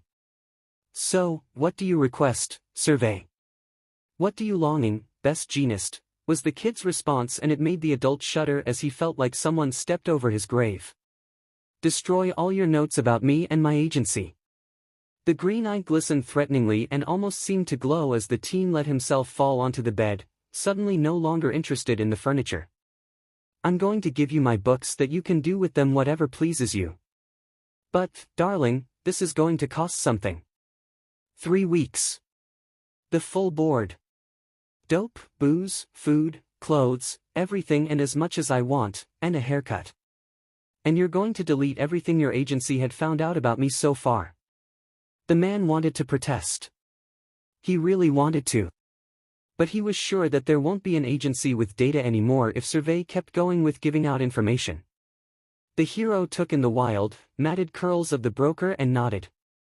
He was in dire need of a haircut that he won't deny. Izuku stared at the walls right in front of him silently.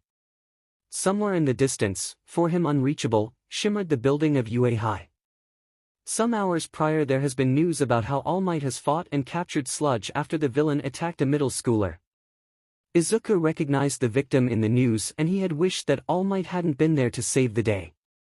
𝐀𝐦 could have kicked the bucket for all he's worth. He should have.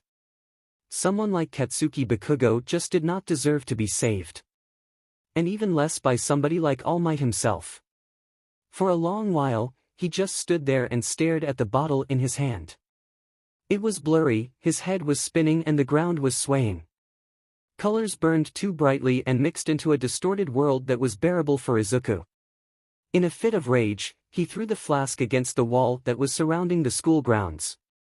If it hadn't been for this, but he could have stayed home. He would not have lost his eye nor his hope. He still would be able to believe in heroes and rescue and that there was some greater relive than the next fix or another empty bottle. Someday he would get his revenge. 𝐀𝐦 wasn't going to be lucky all the time. With a sigh, he took in the sight of the shambles on the ground. His last bottle. And no more money to buy a new one. Why should he own money?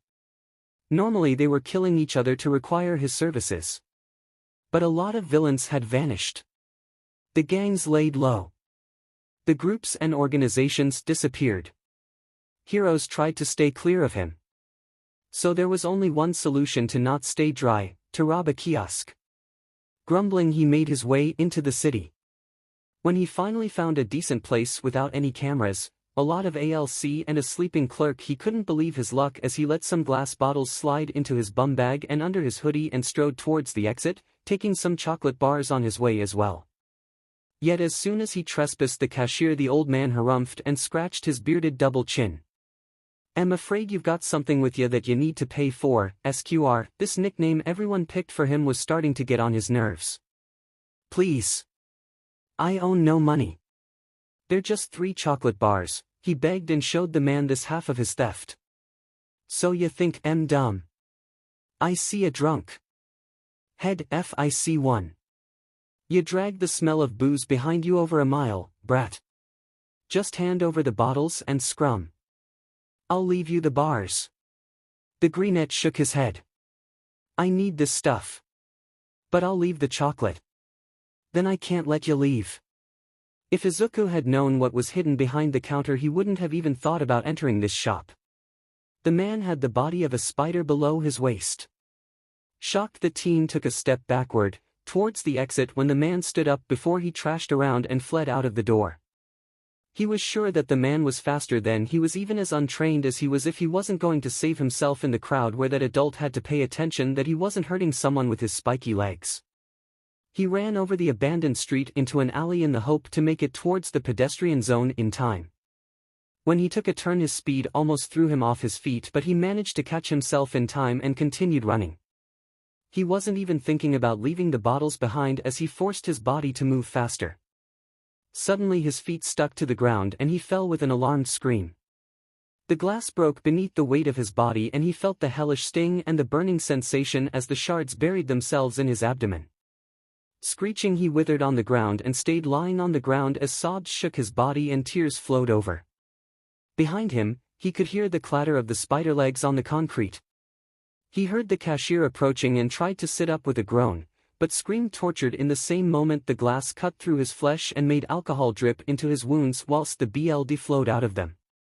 Immediately his arms cased to work and he barely caught himself before he was impaled again. His feet were freed from the glue and someone turned him onto his back. Above him stood the man and examined shocked the bloodied hoodie. "Sorry SQR. There's nothing I could do for you now." With these words the old man went away without a glance over his shoulder. He forced himself to forget the little boy he left behind to die. But the sight of blood would haunt him forever.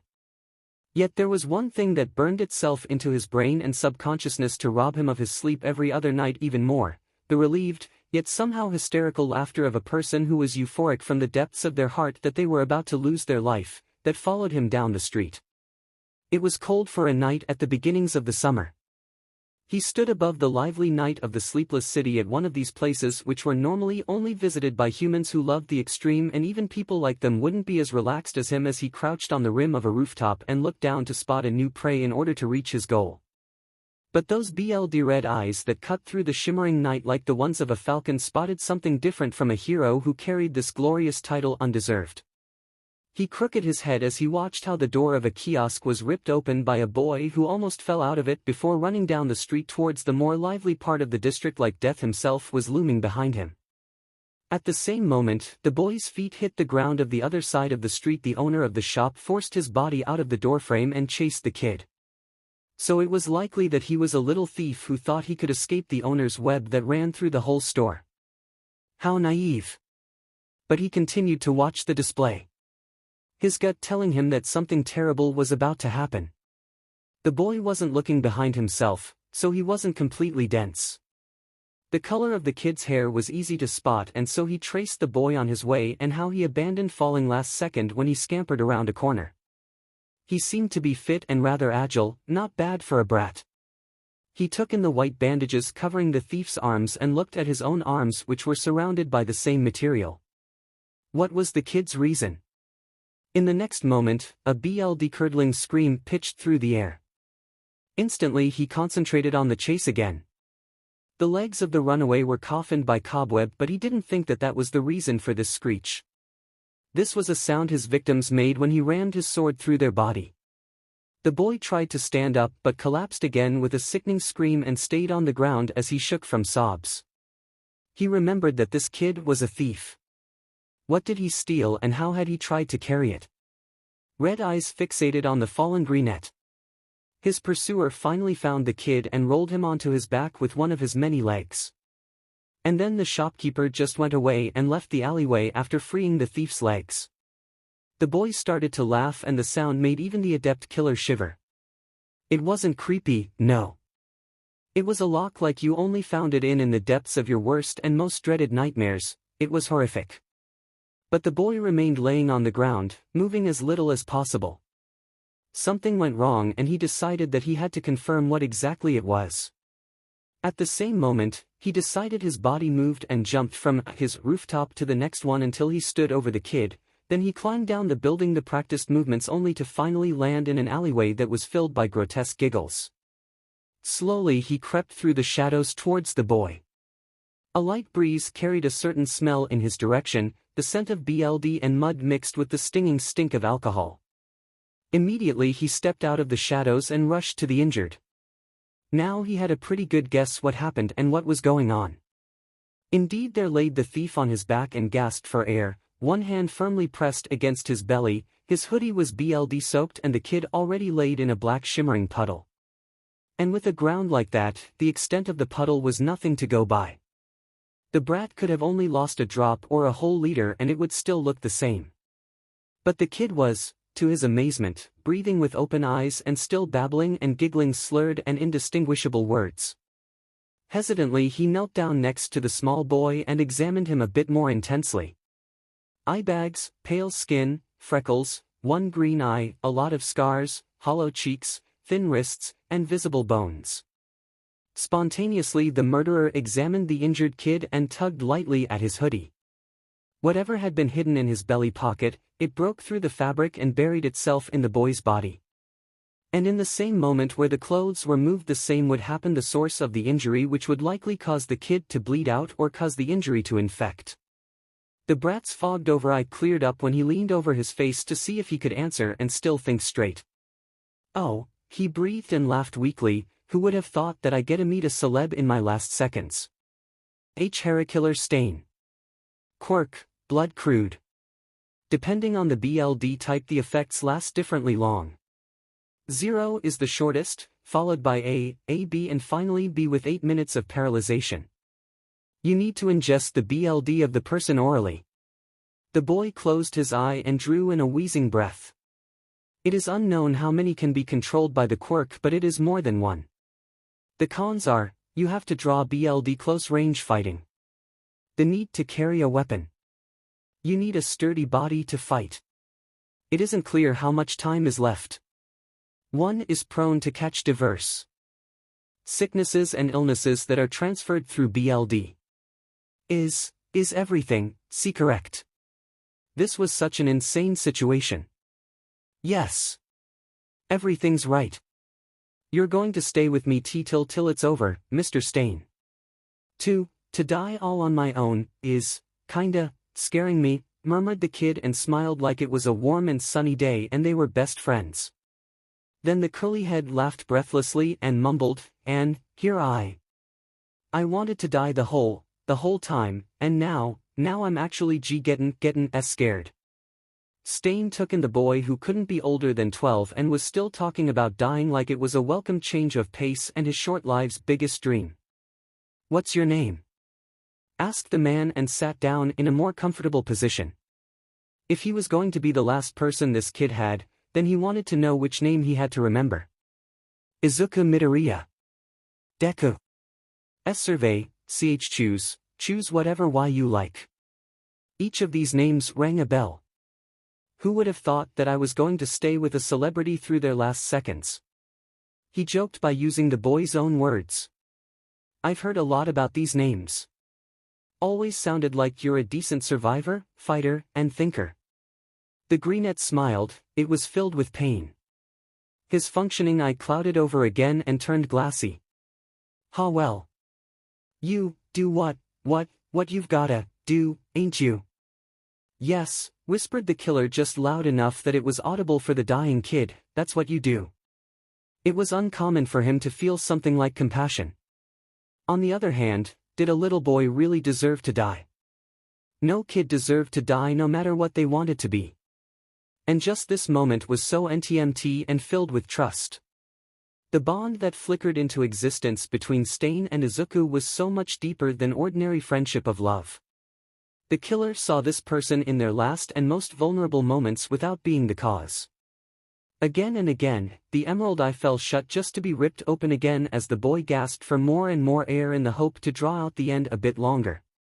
The murder considered to help the kid and end his agony by giving him the death blow, but everything inside of him struggled against this thought. He only knew one thing that he wanted to do. After a short moment of hesitation, the man collected a bit of BLD on his finger and flicked his tongue over it. The boy's muscles went slack immediately and his breaths became calmer. He picked up the frail body carefully and cradled it in his arms gently as he ran, always thoughtful of the wounds the kid suffered.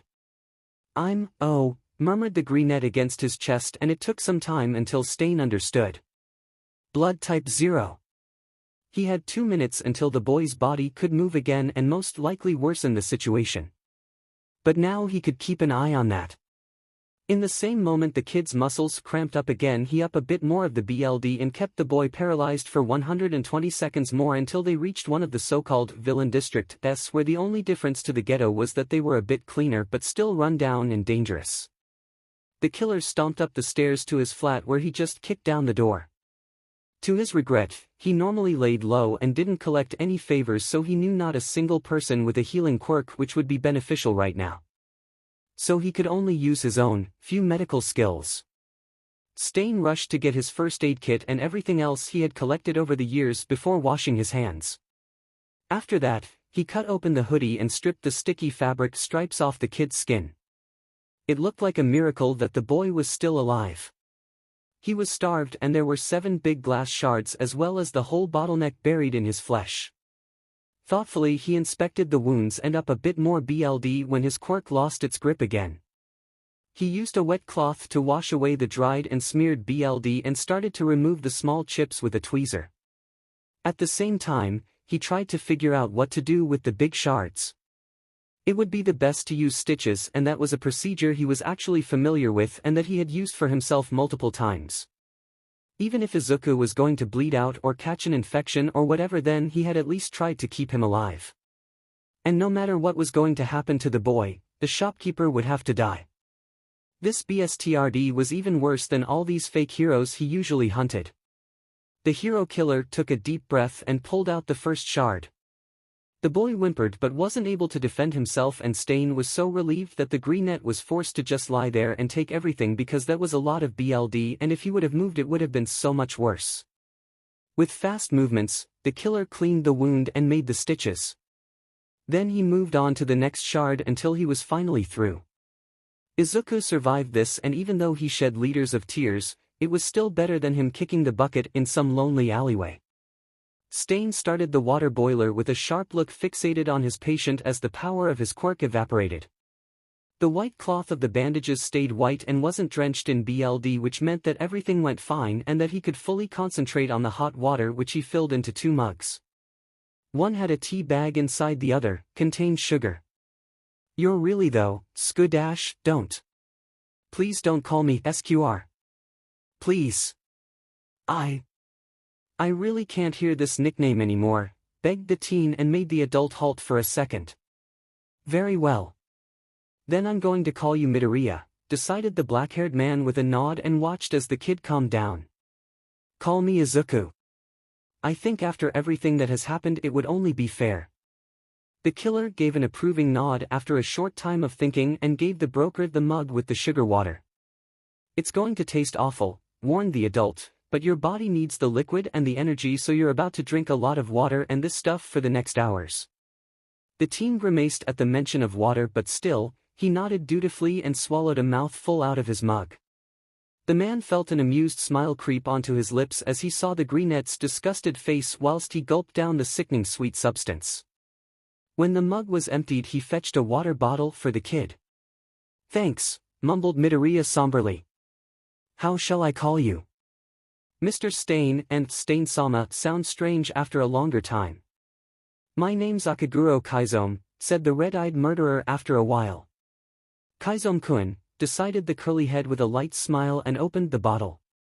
For a long time they just sat there next to each other on the old, green sofa while 𝐻𝐡𝐚𝐭 emptied the bottle with small glurps.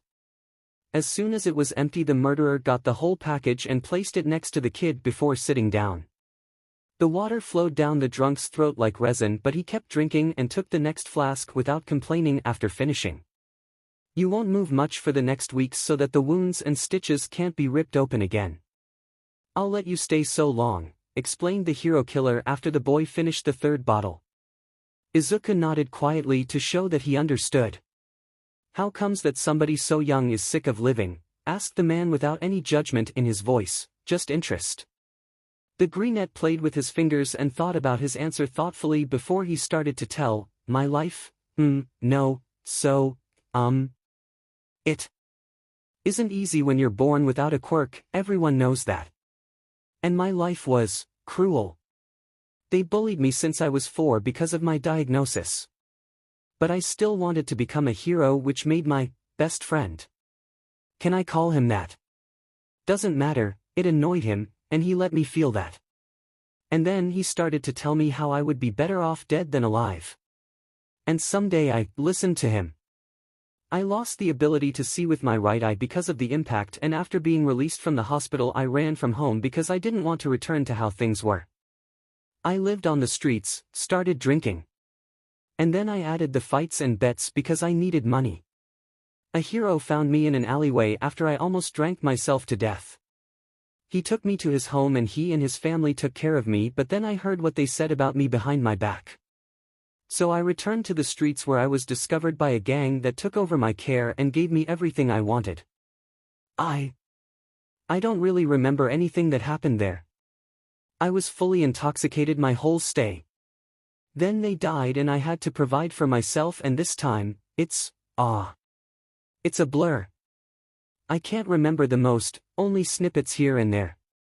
Today was the first day where I was all on my own after quite a time, and, well, you see how it turned out. And, I really have no idea what I'm going to do with myself now. Stain eyed the boy in front of him and couldn't help himself but to find this half-dead, deeply buried will to survive in the functioning, green orb. Even if 𝐻𝐡𝐚𝐭 thought he had given up, there was a part of him that was still fighting grimly and was refusing to go down. You wanted to be a hero? Questions the adult for clarification. The greenette shrugged. Yeah. But someone like me can't be a hero. That's something even I got by now. The hero killer shook his head and held his hand out for the injured. But what if you could? You wanted to change something. What if you could do something to better our society? How far would you go for that? Izuku was perplexed. His functioning eye was wide open as his lips moved silently. Then his shocked expression changed to something determined and the teenager took 𝐀𝐻's hand. I'd stay alive for it. It only took 5 hours for the withdrawals started to appear. In the span of the next 8 days, the teenager was tortured by all kinds of symptoms and begged the murderer more than one time to just kill him because living like this was worthless. The only thing left for 𝐀𝐻 to do was to carry the boy into his bathroom and calm Izuku's body with his quirk before he could hurt himself anew or by ripping his wounds open again. The 𝐲𝐻 already knew after a short time why he never had wasted a thought on going to rehab. At first, the light tremors were annoying but manageable.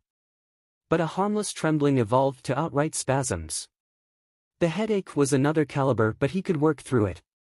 Yet, it spread until he felt like someone was drilling a screwdriver into his skull and brain. When he started to vomit he firstly made jokes about it but then he suffered from the stomach cramps too much to get out a single funny word. Sometimes he threw up 15 times an hour but to his luck, it did not happen often. The fever was the last straw. He felt so unbelievable cold like he was standing butt naked at the North Pole, yet he continued to sweat without a stop. His clothes stuck to his skin and were soaked the second he was changed into new ones because the sweat dripped down his body like a torrent. He was not able to eat, still, Akaguro forced liquids and foods down again and again just so that he could hurl it into the toilet yet again. It didn't matter if he wanted or not. And then there was the pain. All burning and suffocating pain. He gave his best not to scream but at some point his resolution just broke and he couldn't stop it any longer. It hurt too much. The pain was too big. His grip on time slipped and the concept got lost. His way to reckon time was the change between nightmares and cruel hallucinations he forgot seconds after receiving them. He only remembered the pain and fright. On one side he was kind of mad of the killer that he was holding him captive with his quirk but, on the other hand, he was glad that he wasn't hitting and kicking thin air instead of just calmly lying here. Something told him that 𝐀𝐻 did more than just keeping him quiet and alive. Except from that, it ensured that he wasn't the only one who was tried and half dead. 𝐀𝐻 had to stay awake the whole time and only 2 minutes to fall into a light sleep again and again until he was ripped away from his rest because his quirk ceased working. But the murderer didn't stop, no matter what Izuku told him. And so they endured the unbearable torture together. Day by day. Hour by hour. Minute by minute. Second by second. All the highs and lows. Phases that looked like it was finally over and that made it seem like there was no end at all. And then, someday, Izuku awoke with his head in the lap of the man who watched over him those past days restlessly. 𝐀𝐻 had fallen asleep against the bathtub and just looked utterly exhausted. Sleep lured the boy back into its arms after some short moments but the boy felt at the edge of his consciousness that he wasn't in pain and that his body was still without the help of the murderer. The men awoke 18 hours later after catching up as much sleep as their bodies could take and they were so happy to see that it really was over. Their bones hurt because of the cold, strong tiles and the uncomfortable positions they stayed in for the last week, but the knowledge of Izuku being clean covered the ache up flawlessly. It was different and odd to think and see clearly and only now the teen realized how blurry and distorted his senses were over this past 1.5 years. They only stayed awake for 4 hours where the both of them drank as much as possible and stuffed their stomachs with everything they were able to swallow. Both were a rather small amount in Izuku's case, because they didn't have time to take care of their bodies for this past days. Then they went to sleep again. Izuku got the bed and Akaguro took the sofa. They were out of it for 14 hours but they had to catch up to 48 hours of rest and they actually needed so much more time filled with calmness just to work through the test. It took 2 days until they found a healthy routine and 3 more days before the killer let the kid walk around because his wounds healed enough to stay closed. The 𝐲𝐻 was weak and cadaverous. There was no fat in his body and his previous wiry muscles simply ceased to exist which made even small distances and his own body weight almost unbearable. Not until 10 days after Izuku was allowed to stand by himself on his own 2 feet the hero killer started to cockert the teenager seriously. He made the effort to buy or steal fresh groceries for his almost not existing cooking skills, which he invested in preparing named groceries. When the 𝐸𝐻 had enough stamina and strength to carry a box of water up the stairs all by himself, 𝐶𝐻 took it as a sign to start training him. And he was exactly as harsh and merciless as 𝐬𝐸 feared he would be. Duck! 𝐬𝐸 hurried to save himself with a downwards motion from the incoming hit, but he wasn't fast enough and lost his footing when 𝐶𝐻 hit his shoulder. Heaving, the emerald-eyed boy turned on his back and stretched all fours away from him whilst his chest rose and fell harshly. It already went like this for hours. He had been naive to think that he was able to duck and dodge thanks to his history. And normally it was exactly that case, but his teacher was unbelievable fast and didn't leave him any other option than to take the beating. Already done? Asked 𝐶𝐻, amused. The butt was completely unaffected and wasn't even breathing any harder or something like that. The teen stared up to the adult bitterly. I have no muscles, no strength, no stamina. What do you expect? Was his growled reply as he got to his feet again so that he didn't look like a hopeless case. You're doing great for a starter. And you are indeed good with dodging. Which was kind of to be expected with all these fights you've already fought. Wasn't it your strategy in the ring? The 𝐸𝐻 stroked some stray locks out of his face and nodded. Jup. I always dodged and used the second where my opponent was caught in the momentum of his movement to get them with my knife. It didn't work all the time because of their quirks. But then I didn't even take up the fight or gave up, or placed a bet on my opponent. 𝐶𝐻 nodded thoughtfully and sat down beside his student. 𝐬𝐸 had been fast to ensure that the murderer knew that he wasn't just about to be nursed back to health and trained before he was thrown out in the big, wide world again. You're getting older, explained the boy one evening with a brooding expression on his face. Even if you're fit and healthy right now, someday your body won't be able to do as you command. And what happens then? You most likely won't be able to catch all these phonies until then. And when this day comes, I'll take over your legacy, and until then I'm going to help you. Even it was a low blow to remind the man of his age and mortality. 𝐬𝐸 wasn't wrong, that was something Akaguro had to admit. But he hoped that he could disappoint the teenager with being in need of a protege. But it also couldn't hurt to have an aspirant should the need for it arise. Come on. Let's get in some more exercises before sunset, demanded the one-eyed with renewed energy and jumped to his feet. That was something that made the villain think highly of his charge. 𝐬𝐸 did everything he could and then a notch more than required. Over these past days, it wasn't a rare occurrence that he found 𝐬𝐸 with water bottles or other objects he used as dumbbells. It also happened regularly that the boy tried to do sit-ups, push-ups or squats when he thought that the murderer wasn't looking. Right now he was limited because of his injuries and condition, but soon they could start with the real training, and the 𝗲𝗏 wasn't the only one who strived to finally do some more. You should try to revive 𝗧𝗏𝗧𝗏 again, offered 𝐶𝐻 3 months later with a stuffed mouth. They were having breakfast and the 𝐸𝐻 almost lost his grip on his cup because of the shock. Coughing, Midoriya tried to calm down because he just didn't almost spill the tea but also choked on it as well. What? He exclaimed as soon as he was able to breathe normally. His mentor just shrugged and swallowed his food. You should get more active as 𝗧𝗏𝗧𝗏 again. The media are going crazy because there wasn't any news of you, and by now everyone is trying to figure out who you are.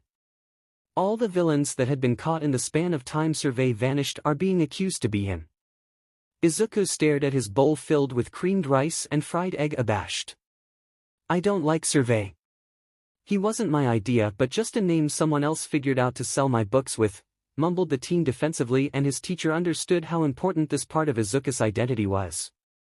It was the part that represented 𝐬𝐸's addiction the best. If that is the case, then you should free yourself from this image. Reinvent 𝗧𝗏𝗧𝗏, make him be what you want him to be, what you want to be. Because I think we both agree that Deku is dead, don't we? The 𝗸𝐻 nodded, lost in thoughts, and his curls bounced with the movement. Often 𝐶𝐻 ruffled through the untamable stands when 𝐬𝐸 did something really good. Someday 𝐬𝐸 even said that the killer wasn't a father for him but that he almost filled the parental role, or at least more than anyone else ever did. That's true. Deku is no more. But how do I make people understand that I have been 𝗧𝗏𝗧𝗏 and that I'm still him? I changed a lot over these past months. They talked the whole day about what Izuku could do to look like 𝐍𝗍 without falling back into old mannerisms. In the end, they agreed that the thing that made 𝐍𝗍 to 𝐍𝗍 was his knowledge. This oodles of information that ensured that the one who had them and used them was able to win every fight. How exactly he acted like and what payment he demanded wasn't so important compared to the quality. It was late evening when Izuku got the enlightening idea that made his remaining eye shine brightly from excitement. Soon he was surrounded by an ocean of crumpled and torn paper, but 2 pages filled with detailed pencil sketches of a mask and a symbol that looked like his blind eye. He must have dozed off after his creative phase because Akaguro found the boy in the midst of the night leaned over the dining table in his sleep, his head resting atop of his arms as he breathed softly. Carefully he had picked up his protégé and laid him down on the sofa where the boy slept normally. After tucking the boy up, the murderer let his fingers roam through the flattened hair to fluff it up again. The brat had grown close to him over these past months, no question, and the man just couldn't abandon the thought that he could have been an amazing hero of life would have been a bit nicer. Giggling, Izuku paged through the different headline of the news at some kiosk. Everywhere word was spread about Stain and 𝐍𝗍. About his sensei and himself. He reached a small magazine that was famous for conspiracy theories and grew quiet. This is the reality behind 𝐍𝗍. With a frown, he reread the headline and skimmed through the number, but he didn't reach the pages about himself. "You gonna buy something now or not?" grumbled the owner of the shop, annoyed. "Yes, I'd like to buy this one," he stuttered and handed the magazine over to the woman. "That's 200 yen. The woman didn't look so delighted about him buying the cheapest magazine, but it was this one that captured his attention. He roamed through a nearby park until he found a free bench and sat down. It was summer, he would have gone to high school soon. But he got a way better teaching than any school could ever give him. He opened the magazine intently and skimmed through the articles about missing and vanished people, about suspicious villain activities and other theories. Although he did indeed find some true stuff, the League of Villains did truly exist and was rather new, but it still seemed to have some supporters in high places with a lot of power. He himself rather wanted to stay out of business like that, at least until he found the 𝐍𝗍 article, and froze. At the top of the page was a photograph of one of his notebooks. And it was one of his revised versions with his sign. Number 47. He brooded over that. His new notes had only been available for 2 weeks. He helped Stain to pick his victims and eliminate them for 5 weeks. He only distracted them or stopped them from running away like the cowards they were, but no hero 𝐵LD sullied his hands. At least not directly. He shook his head to sort out his thoughts and returned to his old line of thought. He only sold 6 notebooks, and each and every one of them went over the counter for vast sums of money. He had thought for a long time before he decided on his favorite way of action. This way he could afford a better flat in one of the good districts of the city, and they won't have to rob stores now and then because they ran out of food and didn't own the money to buy more. But it seemed like his plan went wrong. The mysterium of 𝐍𝗍 is no quirk but the simple collecting and analyzing of data. He really couldn't stand this article. The fear of the broker, 𝐍𝗍, is still haunting everyone after heroes of the high end of the rankings had suddenly been defeated by weak and unknown villains. The knowledge of 𝐍𝗍 existing has only been brought to society's attention through hearsay and rumors and caused turmoil and panic. By now it is sure that 𝐍𝗍 is a true and real person and not a group, and even if the scoundrel is hiding, he can't erase the knowledge about him, and he can't stop his customers from talking when they think that some information aren't important enough to be kept. A scrawny, most likely half-blind, limping, miner who is brilliant but nonetheless an addict who sells everything stored in his brain for food, shelter, and drags. But yet, a long time after vanishing, one of his notebooks turned up at a crime scene, page 12. Signed with a symbol we baptized the 𝐬𝗍 and filled to the brim with dangerous information that brings the final conclusion that proves in our opinion that 𝐍𝗍 indeed is quirkless. Because every fighting plan is built around the base of quirkless fighting, and then which quirks would be suitable to fight. And why should he write down his knowledge like this if not for himself? Nothing but hot air, is what we say. 𝐍𝗍 is going to be captured soon. Angrily he ground his teeth. So much for a change of reputation. Nothing changed. He shoved the magazine in his bum bag without any care and jumped off the bank. His hands were clenched two tight fists and were trembling from anger as he tried to convince himself that he did not want to start a fight. He had to talk to Stain about this article. His mentor surely had some ideas about how to react to this news. Still on his way out of the park, he froze and pulled the booklet out of his pocket. Beneath the text was the name of the author and the source of the picture written in small print. And there was more about the crime scene in this magazine as well. He scanned the text about the crime as fast as possible. Well, looks like he earned more money. His patron had been killed and the only thing that had been stolen was his notebook, which had been found at the exit of the alley where the kill had taken its place. Probably lost by the escape. He shook his head. This was annoying. Now he had to search for his notebook because he couldn't leave it in the hands of some random person who didn't swear by their life that they would keep his knowledge a secret. If everyone knew what this book contained, he would have written it all in vain. And it was one of his important ones about Sir Night-Eye and his sidekicks. He fished his mobile out of his pocket and took a course towards the villain district. Hello, Sensei. You mentioned another broker you knew besides me. Do you know where I could find him? Ah, so that's it. Thank you so much. He closed his mobile again and went home. Akaguro wasn't at their flat this moment and he needed his costume if he didn't want to yell from the rooftops who hid behind Survey. Izuku stared at the building in front of him filled with interest. It was just as filthy and run down like all the others surrounding it. Without a glimpse of hesitation, the masked boy opened the door and limped into the boozer. Silent conversations filled the moldy, dusty and stifling air. It reeked of cigarette smoke and alcohol. It's been a while since the scent of alcohol filled his nose, and he would have been a liar to not admit that he had indeed missed the pungent smell. Nobody took notice of him, but he wasn't the one to complain about that. The less attention he got, the better. The barkeeper was not unknown to him.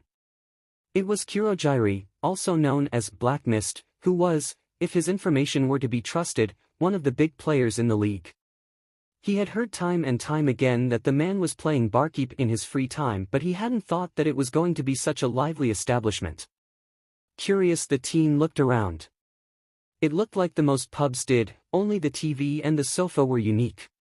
The latter was occupied by a man with silver blue hair who played some kind of video game that seemed to be kind of bloody.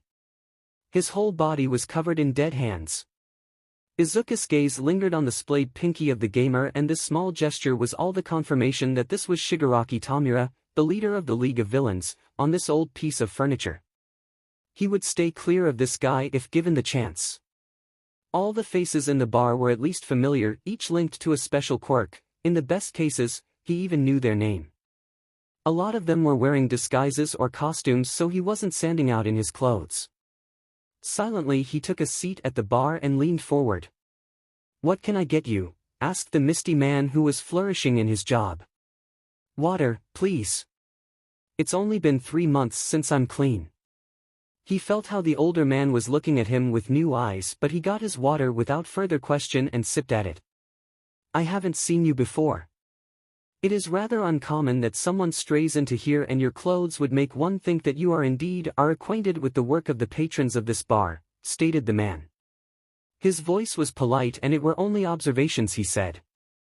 Kurohige wasn't forcing the greenette who was hiding behind his mask and hood to anything. "True. I am familiar with this kind of milieu," confirmed Izuku and emptied his glass, "and that is the reason why I'm here. I heard it would be possible for me to find one of my colleagues here. I'd like to talk to him because of different work-specific complications he might be able to clear up for me through his experience, as he has been far longer in this job than I. Might I get to know your colleague's name? Maybe I would be able to get him for you or to offer you another way of meeting up." It was calming to talk to this villain. The conversation brought a pleasant kind of diversion into the life of Stain's aspirant to talk this civilized and polite. "As far as I know, he goes by the name Gryan." "As far as you know?" "Indeed, as far as I know. I didn't have the luck to meet him before, but I dare to call him my colleague with the reasoning that we're still from the same profession," exemplified Izuku with a smile. He felt the skepticism rolling of the barkeeper in waves. He isn't in the house this evening, but it is likely that he's going to visit one of these coming days. If you'd like to, I'm going to tell him that he should contact. The team knew the man behind the counter was lying. It was a friendly rejection. That would be too friendly, replied the one-eyed with a sweet voice, and decided to play this game until the very end. 𝐀𝐦 did not like the new tone of the masked man in front of him. It sounded friendly and smooth and wasn't fitting into their surroundings at all. The villain knew dangerous people when he saw them, or else he wouldn't have survived his job as long as he did, and this man, as harmless and soft and plain as he seemed to be, he had this kind of vibe that spoke of a well-hidden and controlled threat that made the part-time barkeeper weary. He only had noticed the limping figure when they stood in front of the counter and were about to sit down. The order of a simple water had stunned him, and he actually was about to start with the typical, "one drinks no water in a bar" speech when the new arrival beat him to it with his explanation. But it offered the question of why someone out of their midst should try to fight their addiction and become clean. 𝐀𝐦 finally decided that polite small talk was the best way to gain some information about the stranger, but the man immediately cut to the point and left as good as no opening to analyze. The only thing the right-hand man of the law could gather was that the masked man had a silver tongue and the ability to talk about one thing without saying anything at all. "Please tell him that he shall contact 𝗧𝗪𝗲. I think I'm going to hear if he's asking around for me," said the young man with a silent laugh and crooked smirk before he slid off his barstool and landed on his feet with a muffled thump. "And coming from experience, your bar is really nice and clean. I've seen and smelled way worse. Thank you for your hospitality, 𝐀𝐦, second in command of the League of Villains. I wish you the best of luck to reach your dreams. Don't forget to talk to 𝐀𝐦 for me." By now it was completely quiet and everyone ogled the masked boy with the long capuchin which he hid beneath. So that was 𝗧𝗪𝗲. Soon hushed whispers about how they imagined the broker to be, what they thought about his costume and what one expected him to be filled the room. 𝐀𝐦 on the other hand just stared at the boy. He knew from 𝗀𝐻 that 𝗧𝗪𝗲 was a druggie and a drunkhead, or, well, had been. It seemed like the boy changed the tracks of his life. "Wait," 𝐀𝐦 cited, "he's in a private room in the back. If you'd like to, I can show you the way," he called after the young broker, who stopped in the middle of the room on his way to the exit before turning around with a smile. "Thank you very much, 𝐀𝐦." The villain was sure that if he had a real body he would be having goosebumps and shivers. So he guessed correctly. If the boy wanted to, his pure presence could make one feel fear. The first time 𝗀𝐻 heard something about 𝗧𝗪𝗲 he had been, that, he remembered clearly. A short time after that he lost a fourth of his clientele to the other broker and thusly a lot of money. When the door to the conference room in the back of the bar was opened by black fog, the man thought that Shigaraki finally stopped to play his DMN video games to do some business, but instead 𝐀𝐦 waved a small, limping, hooded person with an eye-catching mask inside. "This is 𝗧𝗪𝗲," introduced the barkeeper, and the masked man nodded towards the bearded. "He wanted to talk to you." And then the warp gate left the two brokers alone in the room. The smaller one sighted and threw off his hood before shedding the coat, folding it and draping it over his arm. 𝗀𝐻 raises an eyebrow whilst he chewed on the filter of his cigarette. He didn't even taste the bitterness on his tongue. 𝗧𝗪𝗲 was wearing almost the same clothes as Stain, this crazy maniac. The man with the gray hair eyed the weapons, belts, barbs, and bags that made up the most parts of the costume. 𝗧𝗪𝗲's arms were wrapped in bandages as well, and the small man wore black gloves that covered his knuckles in metal barbs as a replacement for brasses. This costume was more throughout than Stain's, even though just a little. And all the arms were intact and new. Yet 𝗧𝗪𝗲 didn't appear threatening with his gear. The white mask that covered the upper half of his face had only one lens which hid one of his eyes. Over the other eye were just two red lines crossing each other which probably should represent scars, and he couldn't discover any part where the other could see through. But 𝗀𝐻 had only one thought after taking in 𝗧𝗪𝗲's appearance: great. Another lunatic. It would be a lie to say the broker took care of his clients. Everything he cared for was the money. Maybe one could pay him to be nice, but nobody had tried that so far. The masked guy with the wild, curly, green hair sat down on the couch opposite of him. "What do you want, shorty?" grumbled the gray-haired man and flicked off the ash of his cigarette. I want to make a deal. Information for information. Or for money. Most likely money after everything I heard. 𝐸𝐬 knew thanks to this short speech some things about 𝐍𝗍𝐬. He was a child, the voice was too high for an adult. The boy tended to say his thoughts out loud. The brat had some brain and he wasn't sure if he liked that. The masked cleared his throat and pulled out one of those silly conspiracy theory magazines, but then the man read the headline and grinned. He had heard about this article and even helped a little to bring it to life. The journalist had paid a lot so that he hired the buyer and gave the murderer a tip. Unfortunately my first customer had gone walkabout, explained 𝐍𝗍𝐬 and sounded mildly miffed at most, not exactly bad by itself but my notebook is somewhere out there, wandering through universal history and makes everyone try to guess my identity. You have the best connections to find persons and items, as far as I know, and I'd like to use this network. I want 𝐬𝐻𝐸 and I need this book before it causes any more damage. The broker had to rethink about his harmless colleague. 𝐍𝗍𝐬 could be immediate if he wanted to be. At the last words, he had lost his composure and let loose an aura comparable to stain. I understand, placated the older man and leaned back with a smirk whilst he took a deep breath and let the smoke of his cigarette fill his lungs. Nothing was more calming than a good dose of nicotine. If we're going with info for info, what gain would I have? And how much can you pay? He had to find out which option brought him more profit. I could pay 40,000 yen, mumbled the boy with a dark look on his face which had 𝐸𝐬 stifle a laugh when he saw how the other twisted his mouth. If you really need it I could spare 58,000 yen but I'd actually like to have something to live from. As for the information, I'd give you my number and you could always ask me about single persons.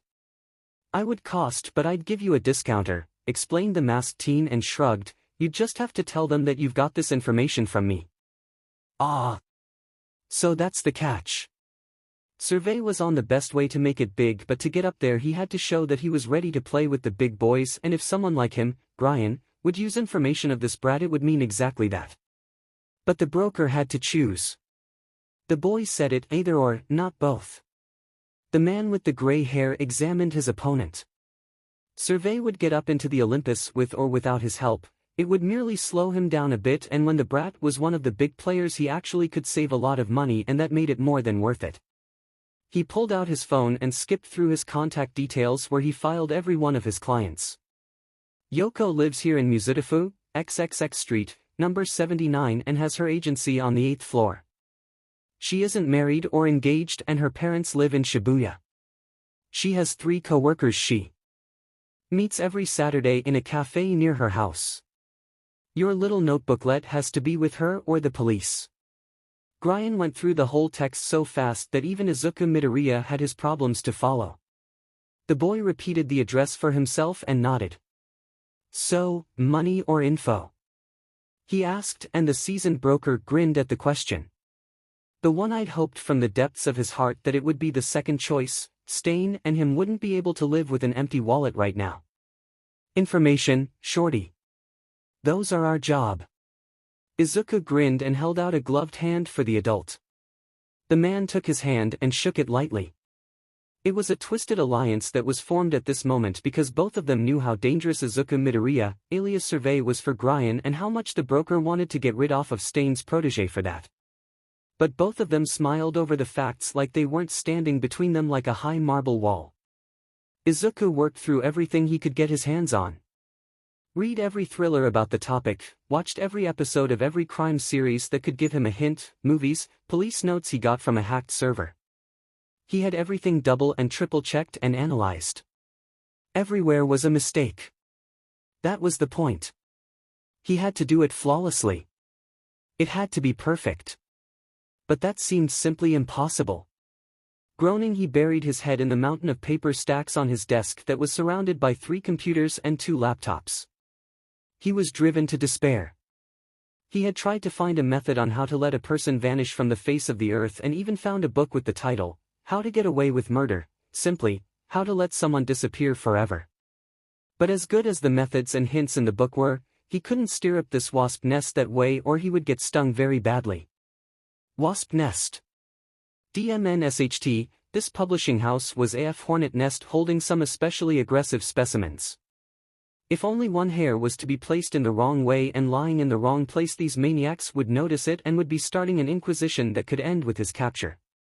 And he couldn't allow himself to be captured now. So it had to be either an open kill or a suicide. But if he killed them on the open street, he wouldn't gain anything, because he'd contradict his own ideals and move more into the public eye than he wanted to. He could force others to commit the murder. With his knowledge and contacts it would be a trifle, but it seemed wrong to him. It was his problem, not that of others. That's why he also told Akaguro just the large scope of the situation and told his teacher he wanted to clean up the situation himself. Stain had been impressed. If his father had seen him now, he definitely wouldn't be anymore. So it had to be a suicide, but to force somebody into committing suicide was extremely complicated. The person had to be vulnerable to blackmail. Had to have a family that they loved more than anything else, or something more valuable than their own life. Therefore the person had to be already confronted with the manner of death, so he could acclimate with the thought fast. It gives one the possibility to decide for oneself when to end it and how, and the majority of the society nevertheless likes to end its life rather self-determined, instead of getting forced into it. But only a few people hate their life enough to throw it away voluntarily. And as far as he knew, this woman didn't have anything that was more valuable to her than her life. Except hectically he dug through his notes until he found the notes he made on Sherlock. The first episode. The one with the cab driver. Maybe he could do something like that. This way he could eliminate the whole publishing house. A mass suicide of conspiracy theorists wasn't anything new or surprising. He only had to prepare everything for Saturday. Relaxed, he sipped on his cocoa with cream and marshmallows. It was more than earned. It was an appealing morning that wrapped the streets in soft, warm light and let the fog over the parks and meadows fade away. Besides him, there were only the staff of the coffee shop and a young woman in sports clothes who bought herself a fruit smoothie. He thought about ordering her drink next. It looked very delicious. Izuku was rather proud of himself. After days and nights filled with research, phone calls and planning, he only survived thanks to energy drinks and coffee. He was free to say that his journalist problem was about to be solved. The little bell above the door tinkled clearly and brightly when the small ambience was entered by 4 people. 3 women and 1 man. One of the women had lilac tentacles instead of hair and another had a third eye on her forehead which wasn't blinking but still following movements. The only remarkable thing about the man was his eye-catching clothes and a styling that hollered gay all over the place as if it necessary to stay alive. He was able to identify the woman who entered last as Yoko. She had the showiest quirk with hooves instead of feet. The shop got livelier after the arrival of the little group that sat down at the table behind Izuku which had been reserved. He didn't really focus on his praise in favor of relishing his hot cocoa which had cost him much more than he actually would have liked, but it was totally worth it. With a closed eye, he took the next nip. So, what did you find? I've looked into 𝐍𝐴 a bit more. There are rumors of him changing his path and becoming clean. I've heard something similar. And I've been told that he finally appeared in public under his name. It was to find another broker. It seems that he's searching for his notebook. And I've read said notebook. This guy is seriously sick in the head. Each spread is filled with him taking apart quirks, fighting styles, mind, and life of a person, and he's writing down pointers how to use all that against someone. To think that he's selling something like that without considering the consequences. And I've got number 47. That means that there are at least 46 more. The man, who was sitting right behind Izuku, whistled. The SQR doesn't seem to have any hobbies. SQR, jup. I've grown curious as well and listened around. Everything we wrote was confirmed. Male, minor, limping, and everyone is saying the same, he's friggin' small. The women started to giggle and the one-eyed who listened in on all this without being noticed gritted his teeth in annoyment. Yes, he was small, what's the big deal? It wasn't making up his whole life. He would grow someday. So this is going to be a special edition only about 𝐍𝐴. They mumbled their confirmations. Could I get you something else?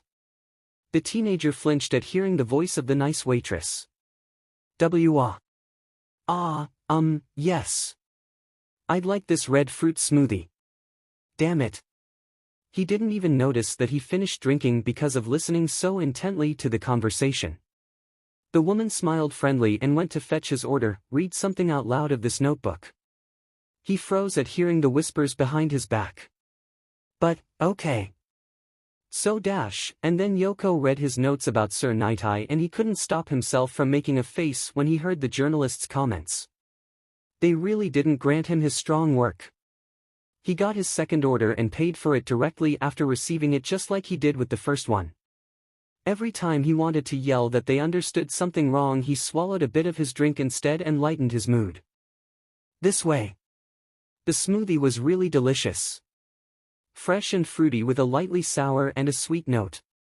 It tasted like raspberry and pomegranate, even though the greenette was pretty sure to sense some cherry as well, but he wasn't entirely sure. But after a time his smoothie was, sadly, empty and he didn't have the money for another, so he had to listen with clenched teeth how the four behind him badmouthed his second identity. And then they finally grew quiet to get ready to go. He followed the little group more or less unnoticed to the house of Yoko. He waited some more minutes after the adults entering before he rang her bell. "Hello," sounded a distorted female voice through the intercom. "Who's there?" Izuku cleared his throat. "Hey. I heard you talking in that cafe and, well, so. I'm a really big fan of your magazine 𝐀𝐦 𝐍𝐵. I think you're right. And, well, I would like. I want to help. I saw 𝐬𝐍𝐵. With my very own eyes. I heard him talk. He's insane. And, well, enter." A quiet buzz signaled him that the door was open and Stain's student opened it without a second thought. It was easy to play the fanboy. It was exactly that way he reacted to heroes for ages. Now that he thought about it, it seemed stupid, but he's been too naive to realize how dumb he acted. The man of the group welcomed him with a serious look and guided him up the stairs silently. From now on everything would have to work out correctly. His breath was a little shaky. "Don't lose your mind over this, Izuku. You'll make it. This are just some dumb citizens." He wished his inner hero killer was right, but he knew that his sensei's voice was lying for his sake. The fact that he heard voices was lost in the panic. And then he sat on a comfortable sofa with a hot chocolate in his hands, the four journalists opposite to him, and 8 little tins in his bum bag which seemed to weigh several tons by now. "So, you saw 𝐬𝐍𝐵," drawled Yoko, skeptical with raised eyebrows and scorn in her eyes. "Why yeah. I'm a vigilant, and there's this bar for anyone who isn't green with the laws and who wants to meet people with the same experiences. I couldn't see very much of him, he's rather plain, but he ordered water and was limping badly. Because of my side job. I'm pretty observant." He talked to the barkeep and started to walk away a short time after, then he said who he was and that he wanted some message to be delivered. Everyone grew silent because he's like a phantom. A legend. No broker was able to stay as hidden as him. Was that enough? It had to be enough. "Aha. I don't believe you," said the woman with 3 eyes, she sounded patronizing. With a sigh, his shoulders and head fell and he started to play with his gloved fingers. "OCD?" asked the woman with the tentacle hair and pointed with one stand at his hands. "Well, where I come from it's really dirty and I want to hide my hands as well. They're unsightly," he mumbled, rushed. Was he over-egging to pudding? He was pretty sure he was. "Show me your face, do not call me SQR," he growled and threw a look with murderous intent at the group from beneath his hood. "I hate being called that. I hate that my work and talent gets forgotten because of my height." The other adults flinched back, but Yoko stayed still. "Please take off your hood." Angrily he shoved it down from his head and showed his blind eye, his scarred face. Things a kid of his age shouldn't have. His functioning eye was boiling over with anger, hatred, and scorn while the other one was staring straight ahead without seeing anything at all. The sight was a shock for the journalists, and the woman with the three eyes ran out of the room to not vomit in her friend's and boss's living room. It took some time until they accepted the sight they saw. "Your eye," whispered Yoko unbelievingly, "your eye, like in the notebook." "I don't understand, what?" His smile was thin and the mood in the room was tumbling as the three-eyed woman returned. "Of course you don't understand. I was pleased with the attention I received, but sadly you badmouthed all my work and dragged it through the mud. And right now you own something that belongs to me and saw something that wasn't dedicated for your eyes." His voice was smooth like silk and sharp like a scalpel, and at the end of his little speech he pointed at the notebook that was lying on the table. "I invested a lot of time and patience in this notebook. I do that for all my notes, but you had nothing better to do than to ridicule it." He took a deep breath to calm down, and only then he pulled out 8 transparent tins that were tied together in pairs and placed them on the table. "One pill is poison, the other is sugar," he explained with a smile as he saw the confused expressions. "All the pills and tins look exactly the same. You can examine them if you want. I don't know which of the 2 tins contains which pill." No. He knew. "If you want to escape this flat living, you only have to take the correct pill. I'm going to tell each of you one important thing about me and then you're allowed to choose. I take 4 pills, you only 1.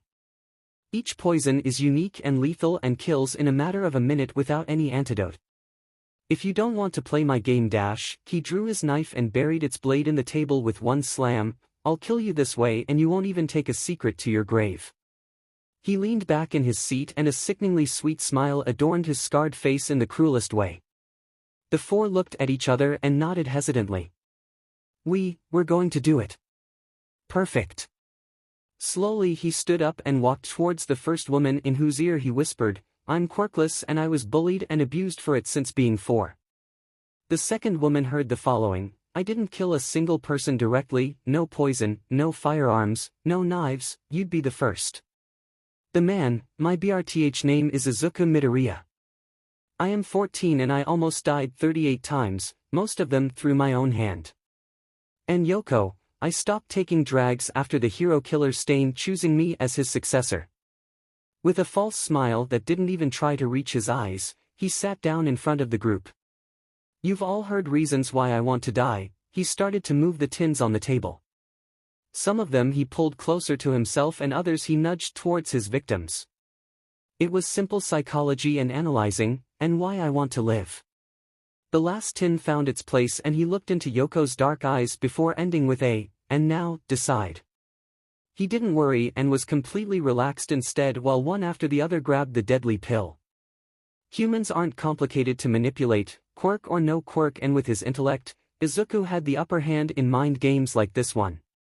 Well then, the greenette took the 4 tins he decided to be his from the start. "Just take in the mouth, bite down and swallow. If it's sweet you're safe," he explained happily and demonstrated with all 4 pills at the same time. Satisfied, he tasted the pure flavor of icing on his tongue while the journalists took their pills and swallowed. They all looked so relieved. "Ah, yes," he said with a smirk and stood up. "Maybe I should have mentioned that the poison tastes like caramel." It was hilarious to see their confusion turn into realization as 4 pairs of eyes widened before the symptoms started to kick in. He packed away the tins neatly while the bodies on the floor and sofa twitched and gasped for air. They were already dead when he cleaned the sofa before taking his notebook and the mug he had sipped at so that he finally could leave the flat. Without being noticed, he left the house and went down the street. It took 3 days before the rotting corpses had been found thanks to the smell. It was a group suicide of fanatics which was only mentioned in a sideline of the newspapers. But that had been his plan. The news weren't just a shock for Akaguro and Izuku, no, they threw them completely off track. All Might was going to teach at UA. They spent hours just discussing this event without reaching a real conclusion. It was just unexpected. Sudden. Alarming. Why should a great hero like All Might try his hand on problem children in PBRTY? It didn't really fit their knowledge of All Might, but they were able to spiff it up for themselves. If the greatest hero in the world was about to teach the new generation, the students had the chance to copy their teacher and thusly to become true heroes. So they told themselves, until now. 𝐬𝐻𝐸 stayed up the whole night trying to hack UA's server, and the list of the accepted students had been too much for him. At the moment he saw the familiar faces on the pictures, his world collapsed and broke into shards. Stain awoke to some kind of noise. Still disorientated and drowsy, he sat up and listened closely to identify the sound. It was a choking and sobbing, mixed to an ugly expression of human weakness. He jumped out of his bed and rushed into the next room, where he found his student shaking on hand and knees in front of his desk while heaving again and again. The boy's body shook in uncontrollable spasms as his tears hit the ground, where they formed a little puddle. The hero killer's eyes settled on the computer screen, which was displaying pictures from several kids about 𝐬𝐻𝐸's age. None of the faces nor their names rung a bell. The greenette gagged again and stroked the hair that stuck to his sweat-soaked forehead back with trembling fingers. He was paler and looked sicker than normally. Akaguro picked his protégé up from the ground and carried him to the bathroom. It awoke rather unpleasant memories, but that didn't matter. You think you'll make it without me for a short time? I'm just going to clean up and then I'll be back, okay? The one-eyed teen nodded with an exhausted smile and doubled over the toilet. He was kneeling in front again just in time to empty his non-existent stomach contents into it. That the hero killer was someday going to clean up someone else's puke for them was never a thought that crossed the noirette's mind before. But it was likely that nobody thought about him that way. Still, he was doing it right now, concentrated, fast and thoroughly. 𝐬𝐻𝐸 needed him right now, that, the man knew. It wasn't unusual, but the teen had been better these past months since they've met. The murderer remembered the rough start, the days and nights where he clutched to the paralyzed body close to offer the boy some warmth, protection, and comfort. After that, 𝐬𝐻𝐸 had been so small, weak and vulnerable. He couldn't help but to let this broken genius who threw away his dreams to chase something that would make them look like they came true into his heart. And when he finally had nursed the boy back to health, he had been reinvigorated and was filled with ambition, but he lacked self-esteem and was about as dangerous as a fawn in the headlights of a car. The boy had unlearned it over the time to use this smart head of his. But the training brought back the confidence 𝐬𝐻𝐸 missed. Slowly the teen started to become more daring, and then they went into town together to check how the teen was going to react to crowds without the cushion of a drag flowing through his veins. 𝐬𝐻𝐸 had a bad panic attack close to the one he was suffering right now. These seizures grew rarer and weaker over the past months. That Midoriya was having an attack yet again wasn't good. As fast as he could, the killer returned to the bathroom and tried to make the curly head who was lying on the ground heaving and gasping calm down before bringing him into a more comfortable position. That was everything he could do. It took around 2 hours before the one-eyed picked himself up and stood up to brush his teeth so that the taste of acid and vomit wasn't lingering in his mouth any longer. After that, they sat together on the sofa with a light tisane to drink, and the younger one rolled up in a smooth blanket Stain bought after the kid's first panic attack for exact situations like this. The boy was staring at the steam that was curling upwards from his mug lazily before collecting into a little cloud before vanishing numbly. This list, he croaked softly and pointed towards the screen to underline his statement, it is a list of the accepted students of UA. They aren't going to teach hero hopefuls, they are going to create monsters. All Might is going to teach the wrong people the wrong knowledge. The greenette shivered and his eye reflected fear and panic. The boy who sent me back onto the street and my bully are on it. Stain understood what was going on. The children that were to go to UA High this year were such a rotten and impractical material that nobody would be able to from them to something usable. And 𝐬𝐻𝐸 was terrified of facing a whole generation of brutal phony heroes who were trained by the best of the best. Do not fear, 𝐬𝐻𝐸. Nobody is going to hurt you again. We're going to free the world of them as well. 𝐬𝐸 was staring at his orange juice somberly, which was standing untouched in front of him on the counter in a small glass. He was a regular in 𝐀𝐦 𝐍𝐴 bar by now, but still, his appearance was a cause for whispers and turmoil. It was frustrating and painful to be so close to his old intoxicant and savior, but he seemed to have a masochistic streak because here he was, forcing himself, again and again, to confront himself with his addiction without falling into old habits. Your mood is even worse than normal, observed the mist man behind the counter and leaned against the bar in front of the masked teen. Grumbled the young broker, not wishing to talk about his problems. If you want to tell someone, I'll gladly listen. The greenette simply looked away and nipped at the juice he had been nursing this whole time. Joe. 𝐬𝐻. I wanted to ask something about that thing we'll do next week. That sparked Izuku's interest. Information still was money in his business. If the league was planning something, he could make money out of it. Maybe offer some information on a special price. It would be a big win to gain some of his knowledge for less than 20,000 yen by now. There were only a few who were able to afford a whole survey notebook. Sadly, the conversation got lost in the noise of the bar, but he was able to snatch some words like All Might, USJ, and special weapon. Still, he acted like he was bored and just sipping at his drink. Until somebody clothed in black sat down on one of the free stools next to him. Actually, Izuku wanted to chase the person away when his head shot up with his mouth open. But he will never defend the seat because all the words he wanted to say remained in his throat. Shigaraki Tamura was sitting next to him and looked down onto him with a wide grin on his lips.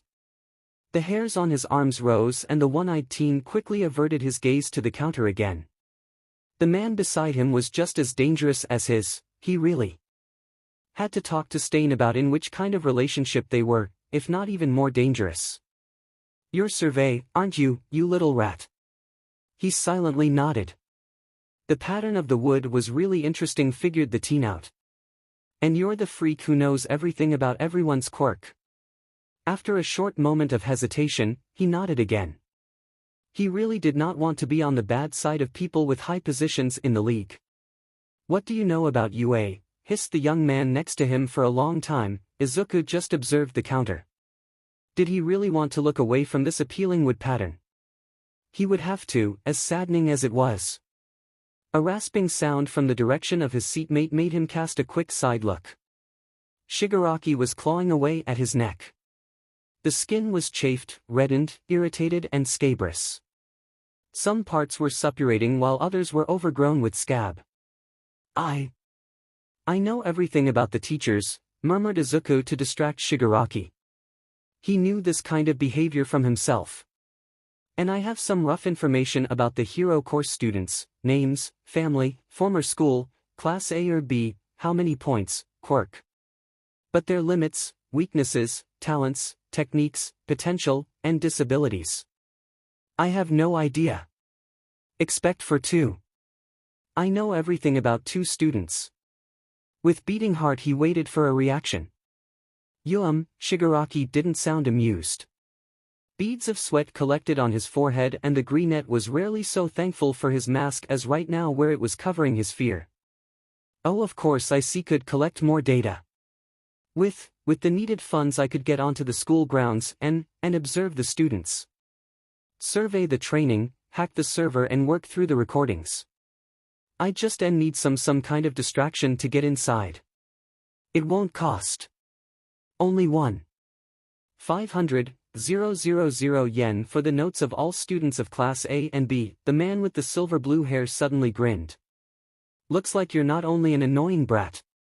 Izuku felt a stone that weighted tons fall from his heart. He wasn't going to be turned to dust. How comes that you've already analyzed 2 students? The broker's shoulders stiffened for a short moment before they fell. That is not your business and no concern for anyone. His survey defensive, but his body language remained SBMSSV. 3,000,000 yen if you tell me. Only for this one information, questioned Izuku just to be sure. Shigaraki seemed irritated when he snapped his reply, of course for this info. For what else? I've known one of them since I've been born. I've lived for 4 months with the other one. We didn't part in the most pleasant way. Izuku told as little as possible and the expression of the villain showed him that he rather shouldn't act like that and instead reveal his past. Katsuki Bakugo. Our mothers were friends and we were neighbors. He has an impressive quirk that allows him to generate explosion, perfect hero material if the adults are to be believed. I wasn't owning an obvious quirk, and 𝗵𝘃𝗀 was not happy about breathing the same air as me. He told me being dead would be better for me than being alive. And someday I listened to him. He shrugged. I lost one eye and broke my whole right body half by to the fall, and that's the reason I'm limping. Shigaraki still watched him expectant and made him sigh. 𝐀𝐦 𝐍𝐸 is the little brother of Tensei Ida, who found me give or take a year after running away from home. I managed to fuddle myself comatose when he picked me up and brought me to a hospital. Later he smuggled me out of the hospital and brought me home to his parents. This way I met his younger brother. We went to the same school for 4 months, lived on the same property, spent a lot of time beneath the same roof, and then I heard how they talked about me when they thought I'm not there. So I returned to the streets. The leader of the league nodded and took in the drinks on the shelf. 1, 500. 000 yen and 3. 000 000 000 yen for the notebooks and your story. What do you want for the teachers? Oh, the notebook originally cost 6. 000 000 000 yen with 2. 000 000 000 yen pawn. Kurogiri returned to their part of the counter and started to polish the glassware. And if you'd help with the evaluating and planning of your analyzations, what would that price? Tamura's demands turned out to become more specific with every question, and the Greenet had a pretty good guess where this was going. If you want to attack UA to get rid of the students and teachers, I'm going to give you a discount of 7. 000 000 000 yen total, as long as I am to be involved in the assault and are allowed to take over the command if I deem it necessary. And you have to get me onto school grounds. He held out a hand for Shigaraki to shake, knowing well what kind of risk he was taking, but the older one accepted it with a splayed pinky so that Izuku was left unharmed. It was almost more than the broker wished for. Tomorrow, at 10 o'clock, in front of the bar, no minute later. And we'll get you onto UA's grounds.